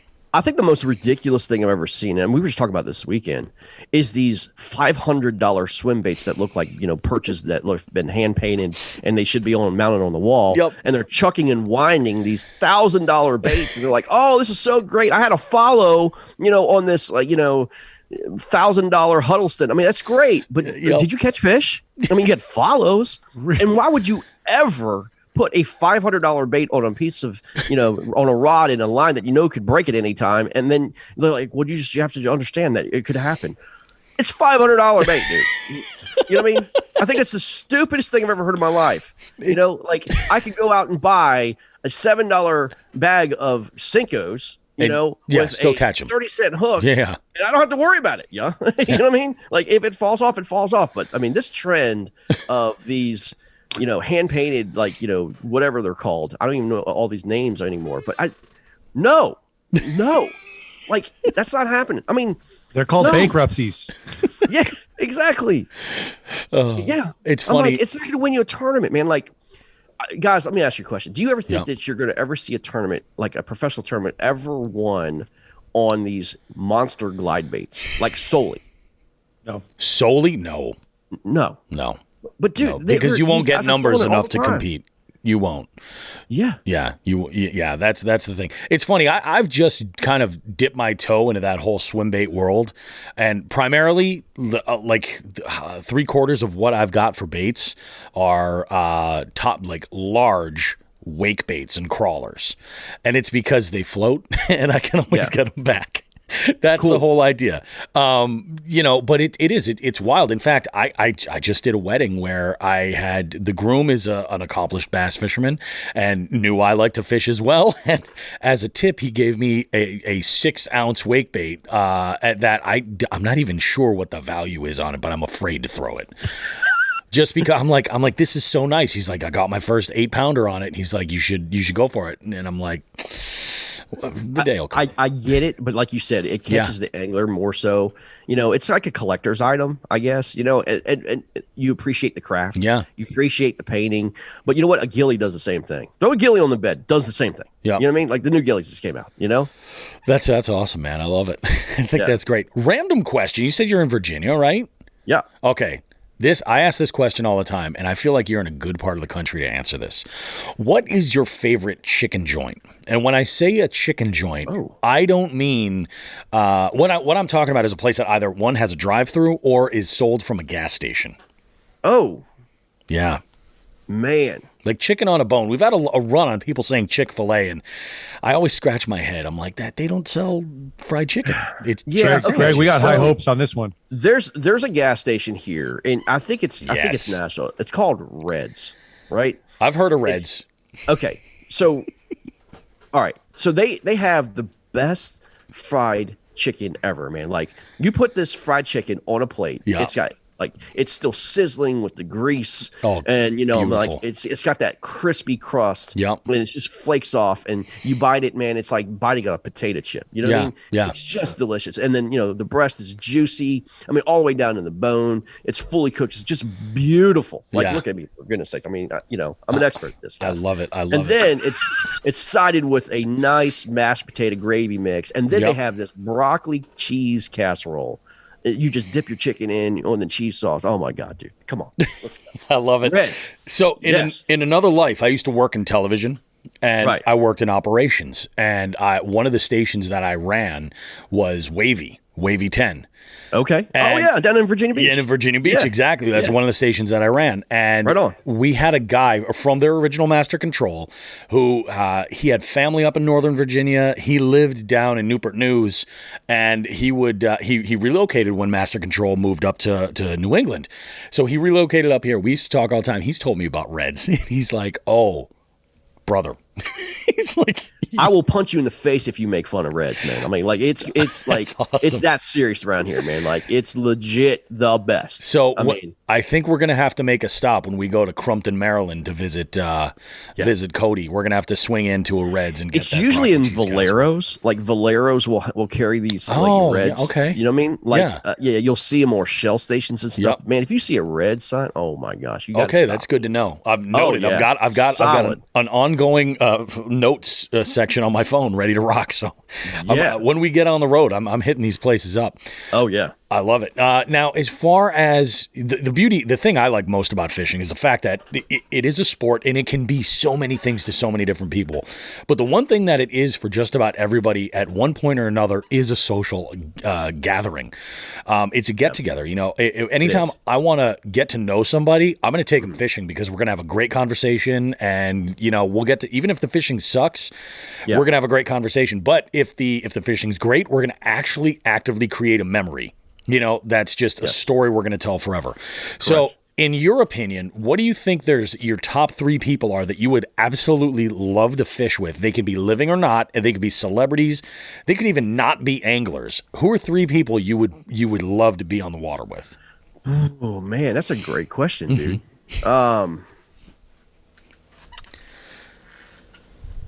You know, first of all, I would. He would never do it, but I would love to pick the brain of Elon Musk. I would love to go out there and pick his brain. You know, he just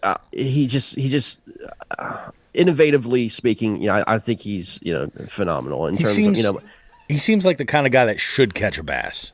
Yeah, I mean, I would like to teach him, basically. I don't think he's the kind of guy that would be an outdoors guy, but, it's just one of those things. I don't know, man. I would love to go fish with him just to kind of pick his business brain. Definitely. Oh, yeah. Number 2, I would love to go fishing one day with Jimmy Houston. I grew up watching Jimmy, I love his charismatic attitude. Yep. I love what he stands for. I would just love to kind of learn the whole bass industry through Jimmy's eyes. I think that would be just a fun freaking day on the water. Yeah. You know what I mean? Oh, I believe it. I've heard he's one of the nicest human beings on earth too.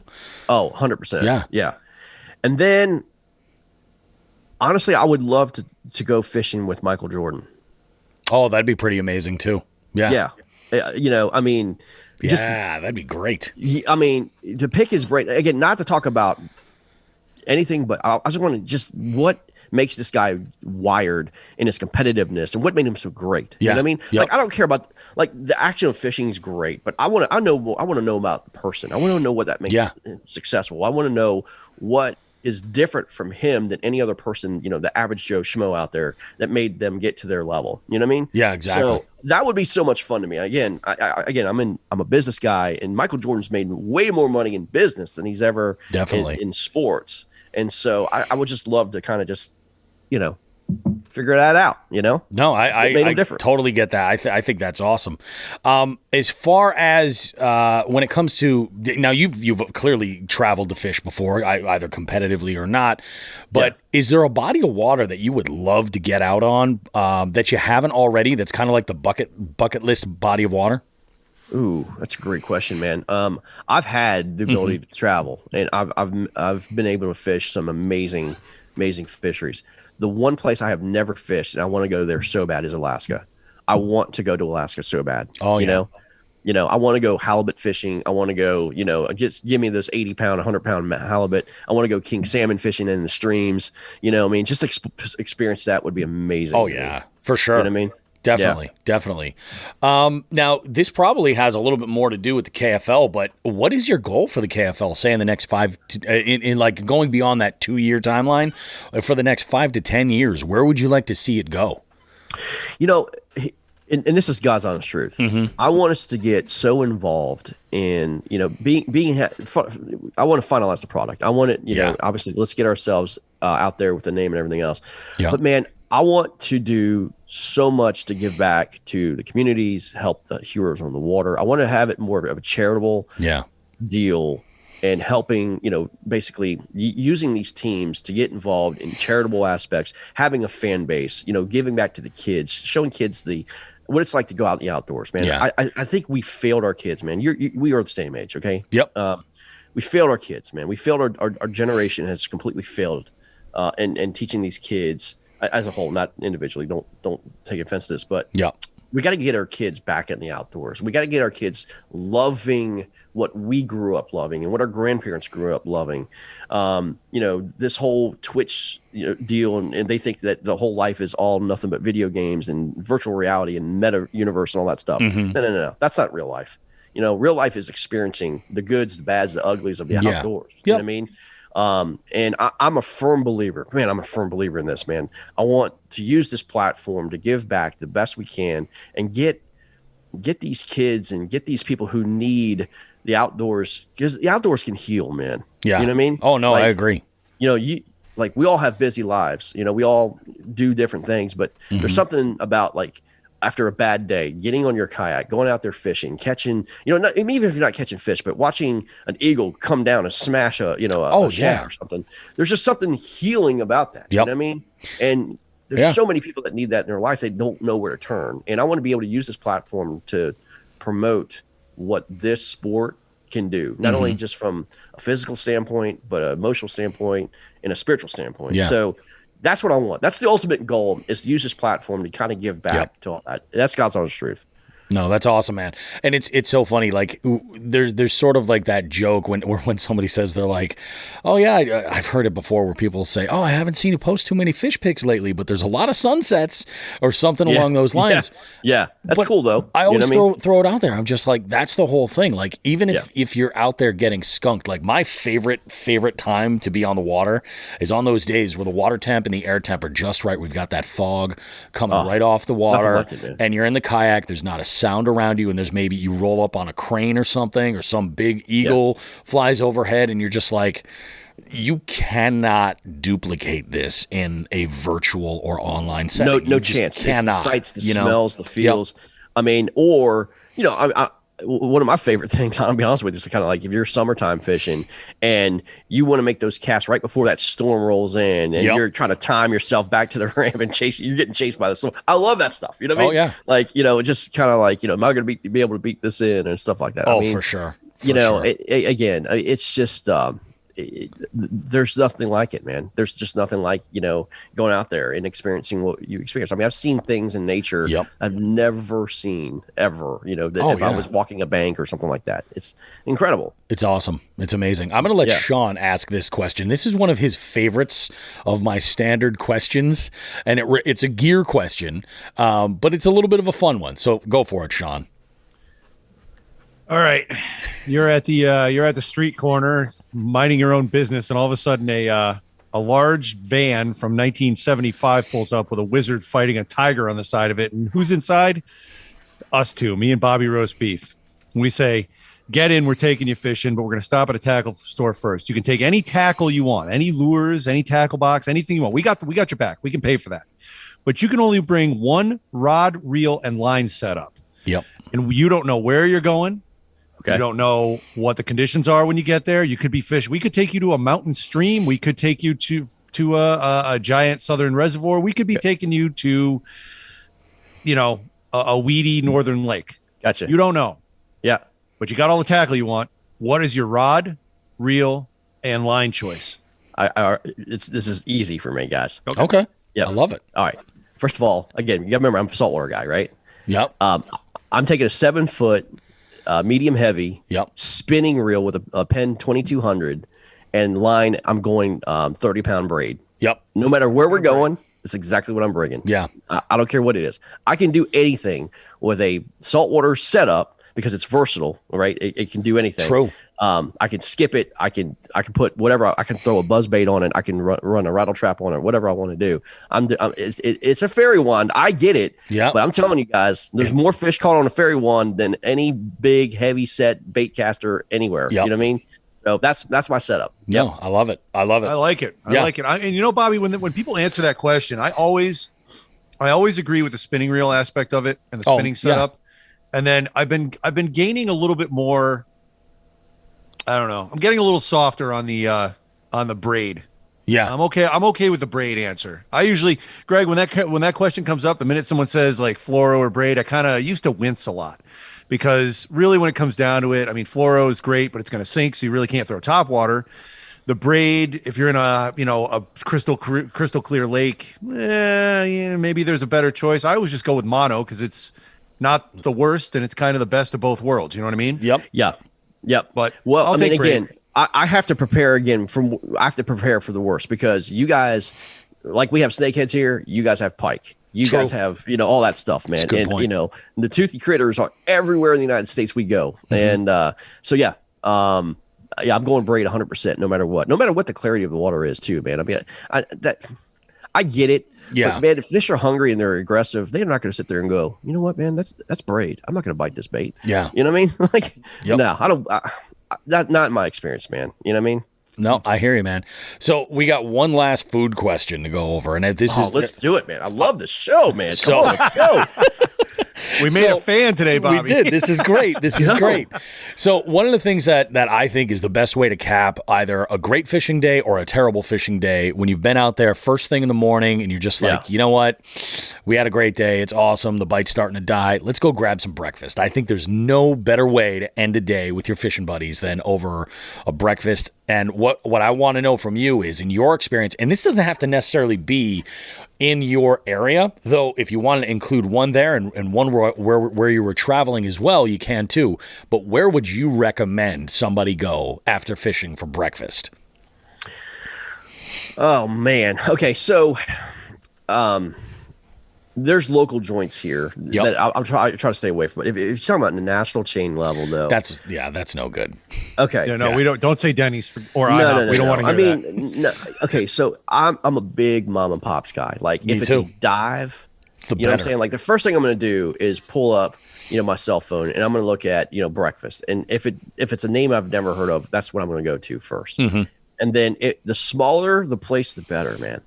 You know what I mean? I agree. If it only seats like 10 people, it's exactly what I want. Yeah. You know what I mean? So I try to find, those type places. Yep. I mean, I just love the dives because I know first of all, the food's gonna be excellent, Yep. right? Oh, yeah. And then, and they're just gonna give you so many good portions and stuff like that. So yeah, man. I mean, I'm finding the dives, man. I'm going to a, whatever, diner, whatever, mom and pop place there is. If it's up in the mountains, even better. I don't care. You know what I mean? Is there a specific one in your area that you're just like, that's the one? Like for us, we talk about it on the show. It's this local place called Mrs. Mitchell's. And it's fantastic. It's absolutely out of this world. I had a crab cake Benny there that was just like, oh my gosh, unbelievable. That's what I'm talking Mrs. Mitchell is from Ireland, so she brings that with her, and Bobby always gets his traditional Irish breakfast, and I just watch him. I mean, basically, try to inhale it. Yeah.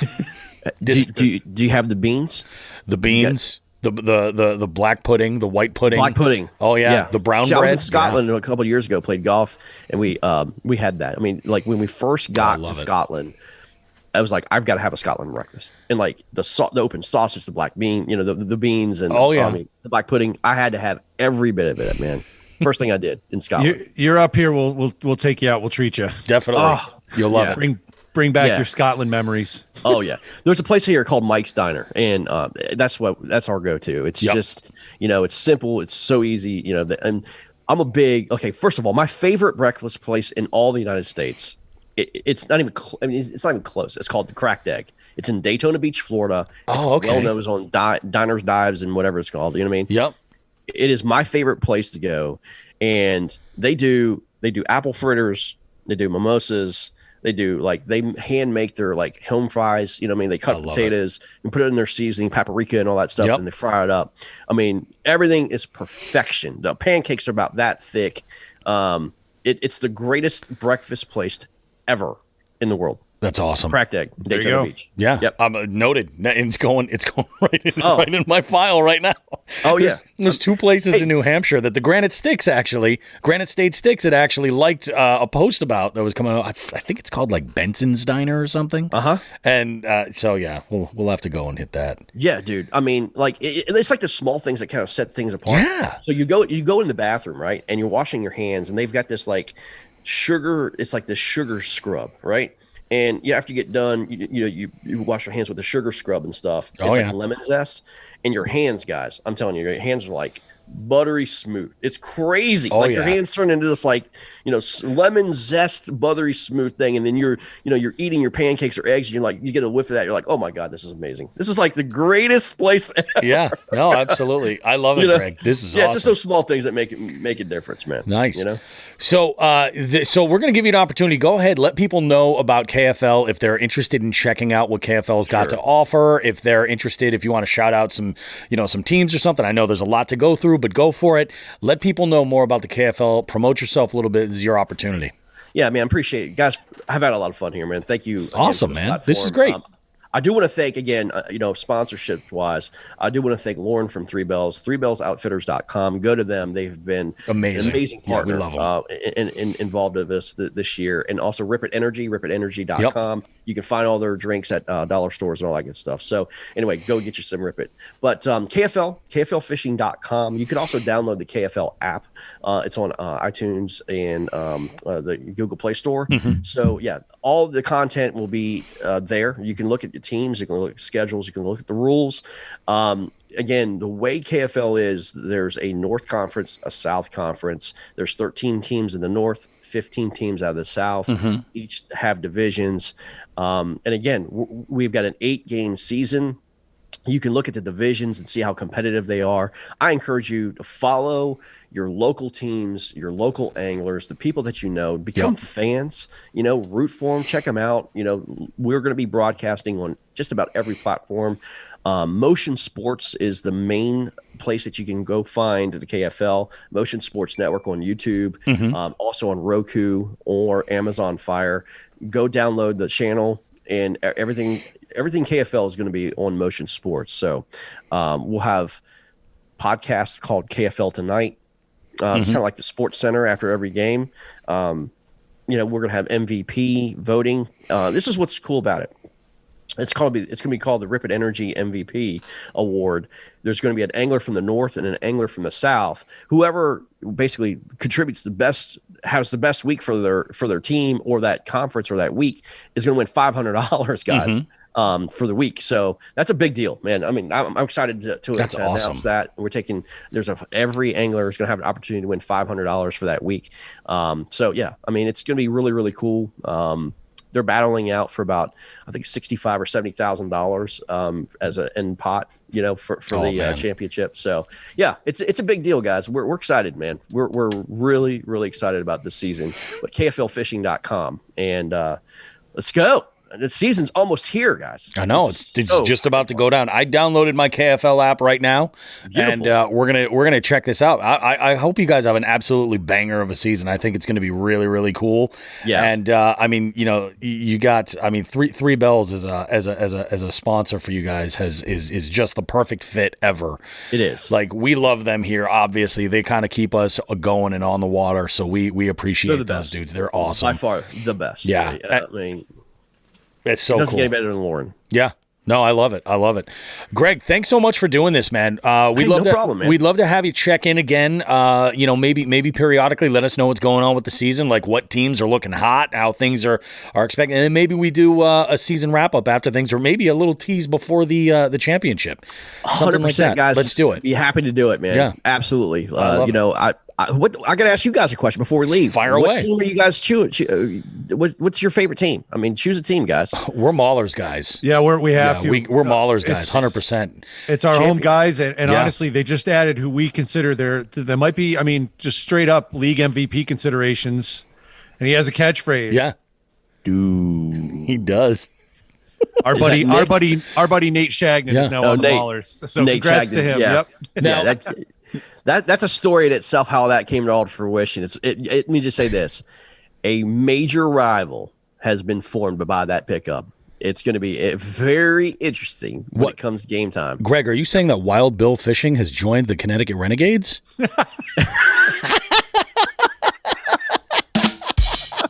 I'm just telling you, man.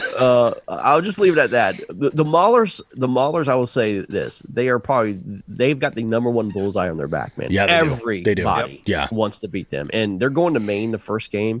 And I'm telling you, Maine, they're not laying down. They're at China Lake. Jason Gardner and Tim Spry know that lake like the back of their hand. Yeah, it'd be very, very cool to see what happens there. That's awesome. So cool. Very exciting to see what's going on. Glad that this is all taken off for you guys. Congrats on the app and on Motion. I mean, I think that's awesome. Yeah. Very, very, very, very cool stuff. Ladies and gentlemen, check out your app store. Check out Google Play for the KFL app and see what all the talk is about. We're gonna have more information as the season develops, as some of these events start happening. So we're looking forward to it, man. Sounds great, man. Awesome. Thanks, guys. Hey, thank you so much, Love Greg. this podcast, man. You have a good one, all right? Take care. Take care, man. You too. All righty. Bye-bye. Yep.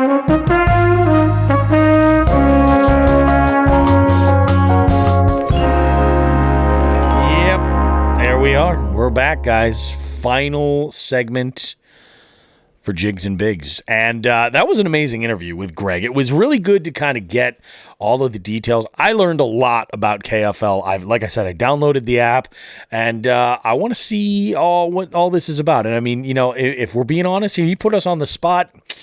Yeah, we're Maulers fans through and through. We're Maulers fans. Suck it. Spoken like a true New Englander, too, I might add. Maulers. Maulers. Oh, my goodness. Anyway, guys, it's been an amazing show. I got some stuff coming up this week that I'm really, really, really excited about. And I'm going to drop this here because I'm going to have some content coming for you to kind of like show all of what's going on. So I have been talking actually since this past winter about how my focus has kind of been the idea of like adding to the adventure, like bringing more and more to it. And I'm really lucky how supportive my wife has been I'm looking to extend this adventure even further. More travel, lots of, extended trips and stays and all types of stuff like that. So one of these elements here that's going to allow me to do that is truck camping. So I've been toying around and doing a lot of research over the last few months into ways to make a good sleep system for the back of my Toyota 4Runner. And what I ultimately ended up deciding was that I did not want to build some kind of a platform because I need this vehicle to be able to go back to basically being stock factory as quickly as I can. So ditching that idea, I decided to go with a simple idea of a sleep platform utilizing air mattresses or foam mattresses, something like that. And I had reached out months ago to a company called Deep Sleep Overland. You might know them from their website, Overland Jeep or Deep Sleep Jeeps, I think is their old website. They used to, primarily cater to Jeep drivers that wanted to truck camp in their vehicles, and they've since extended that to include different models of pickup trucks, different models of SUVs. I mean, even like wagons, like Subarus and stuff, like all kinds of stuff to really kind of like allow you to get that adventure, whether it be hiking, whether it be backpacking, whether it be whatever it is, you can go out and adventure for, further distances and stay out there. So how this plays out with me is I'm looking forward to getting out there, and I want to do some late night carp fishing and some fun, kayak sends traveling with folks from different parts of the East Coast, and we'll use truck camping as a kind of a way to keep costs nice and low and everything. Well, Deep Sleep Overland was amazing. They reached out to me and said, we want to hook you up with a couple of our mattresses for your 4Runner. They've sent those over. Now, I've had them for like about a week, and I haven't been able to mess with them, like I said, because I've got a lot that's been going on. This is a real busy window. Once I get out of the first weekend in June, that buys me some extra time. I'm going to actually go out and give this a real proper run. But in the meantime, I'm going to be recording a unboxing, and then I'm going to do a walkthrough of what my camping rig is going to be like for my truck. And I like to call this not so stealth camping. Is sort of the idea, because I'm bringing out lots of different stuff, and it's going to be much more about recreation than it is anything else. Like, I'm not looking to sleep in parking lots and stuff. I'm going to be getting campsites, or places where I'm allowed to camp and set up camp. But I bring all this up because I've started kind of putting some stuff together for cooking. And one of the things that I've been doing is putting together like a what they call a chuck box, so basically a kitchen box for all of my cooking supplies. And I use this actually when I was up in Champlain. I use this for the boats and scroats. You remember that big black Plano tote that I have, Sean? It's huge. I remember something big and black that was stuck to Cody's trailer. Exactly. You got a Plano box too, right? Yeah, giant Plano box. It's got wheels, and it's got 4 little latches that go around the sides. The cover comes completely off, but it's reinforced. It's heavy duty. It's great. So I have cutting board in there. I've got some other utensils, tongs and spatulas and things like that. One of the things that I was looking for was a knife, and I'm like, I need to have like a decent what I like to cook with. Now, my main knife in my kitchen is not a chef's knife. I actually like it's an 8-inch blade, and it's almost like a 3 1/4 inch. It's almost like a cleaver, really. And it's from the company called Dexter Russell. It's called a Chinese chef's knife. And I like it so much because I can use it just like I would a chef's knife. It's got a great edge, but it's got so much blade there. It's great as like just a scraper to pick things up and move them right into a pan from a cutting board, something like that. I love this thing. It's my favorite tool, and you might like this too, Sean. It's my favorite tool for smashing garlic. Nelson would love this thing. Take like 6 or 8 cloves, bam, just give them a quick chop, done deal. Love it. So I bought myself a little treat. I got myself a brand new one just for camping. Fancy. The one that I have, it's all carbon steel, so it's a little bit ugly looking. You know what I mean? It gets some abuse, but I love it. I absolutely love it. It holds an edge like you wouldn't believe. So I picked up one of those and a wrap so that I can keep all of my sharp stuff together and tied up in a wax canvas wrap to keep it all protected. So I've got that going on. I mean, it's going to be pretty amazing. I've been collecting cast iron for quite a while, and I've got some great little new toys that Queen Beef had gifted me a little bit early that I'm excited to play around with. That's solo stove gear, that little wood stove, and the pots and pans that go with it. Plus, one of the bits of content that I'm going to do here is I'm going to find a body of water with an island that I can access, and the mission's going to be go and catch 2 fish, go to that island, brew a celebratory pot of coffee, enjoy it, and then come back and catch 2 more before I get back to the ramp. That's going to be the mission. It'll just be fun. Just to do it. Just to do it. And it'll be good. I'm looking forward to it. I'm really, really excited about this. I've been talking with a number of people who are in the truck camping community. Some of them we are friends with currently. And we're going to be getting at it. It's going to be fun. This is going to be a lot of fun. So, good times. If you happen to see a green pumpkin color Toyota 4Runner with some blackout windows around the rear seats and everything, it just might be your boy catching a cat nap, That's all I'm saying. Yeah, it's good stuff. I don't know, Sean. What about you? You got anything else for this last segment here? Anything you want to add in? Some words of wisdom? I do, and it's actually a little bit of a downer. I totally forgot about this. I'm sorry, I'm surprising you with this. It's good, but it's bad. On the way home from Maine, I received a text message from my buddy Mike Durham down in Oklahoma. And Mike was holding up another 8-pound fish. Oh, jeez. That pond of his is just amazing. And I did give him a call. I haven't talked to him in a while, and we were talking on the way home.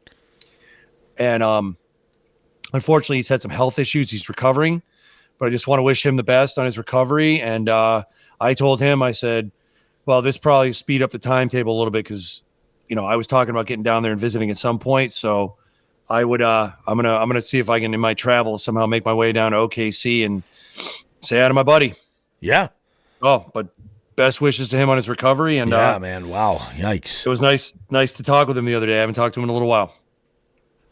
That's all. Giddy up. Giddy up.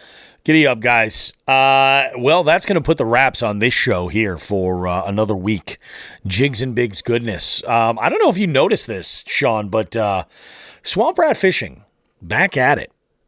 I did see He's that. in the old town, and he's catching them. And in fact, he's even got Mrs. Swamp Rat with him in for some outings. So I mean, they're out there getting at it. I'm psyched that he's back into the fold too. It's been too long. It's been too long.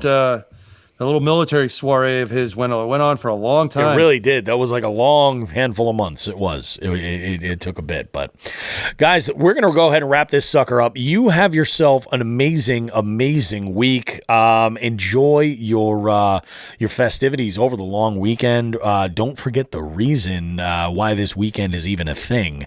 That's the most important part. On behalf of myself and Sean the Fisherman, like we always say at the end of this show.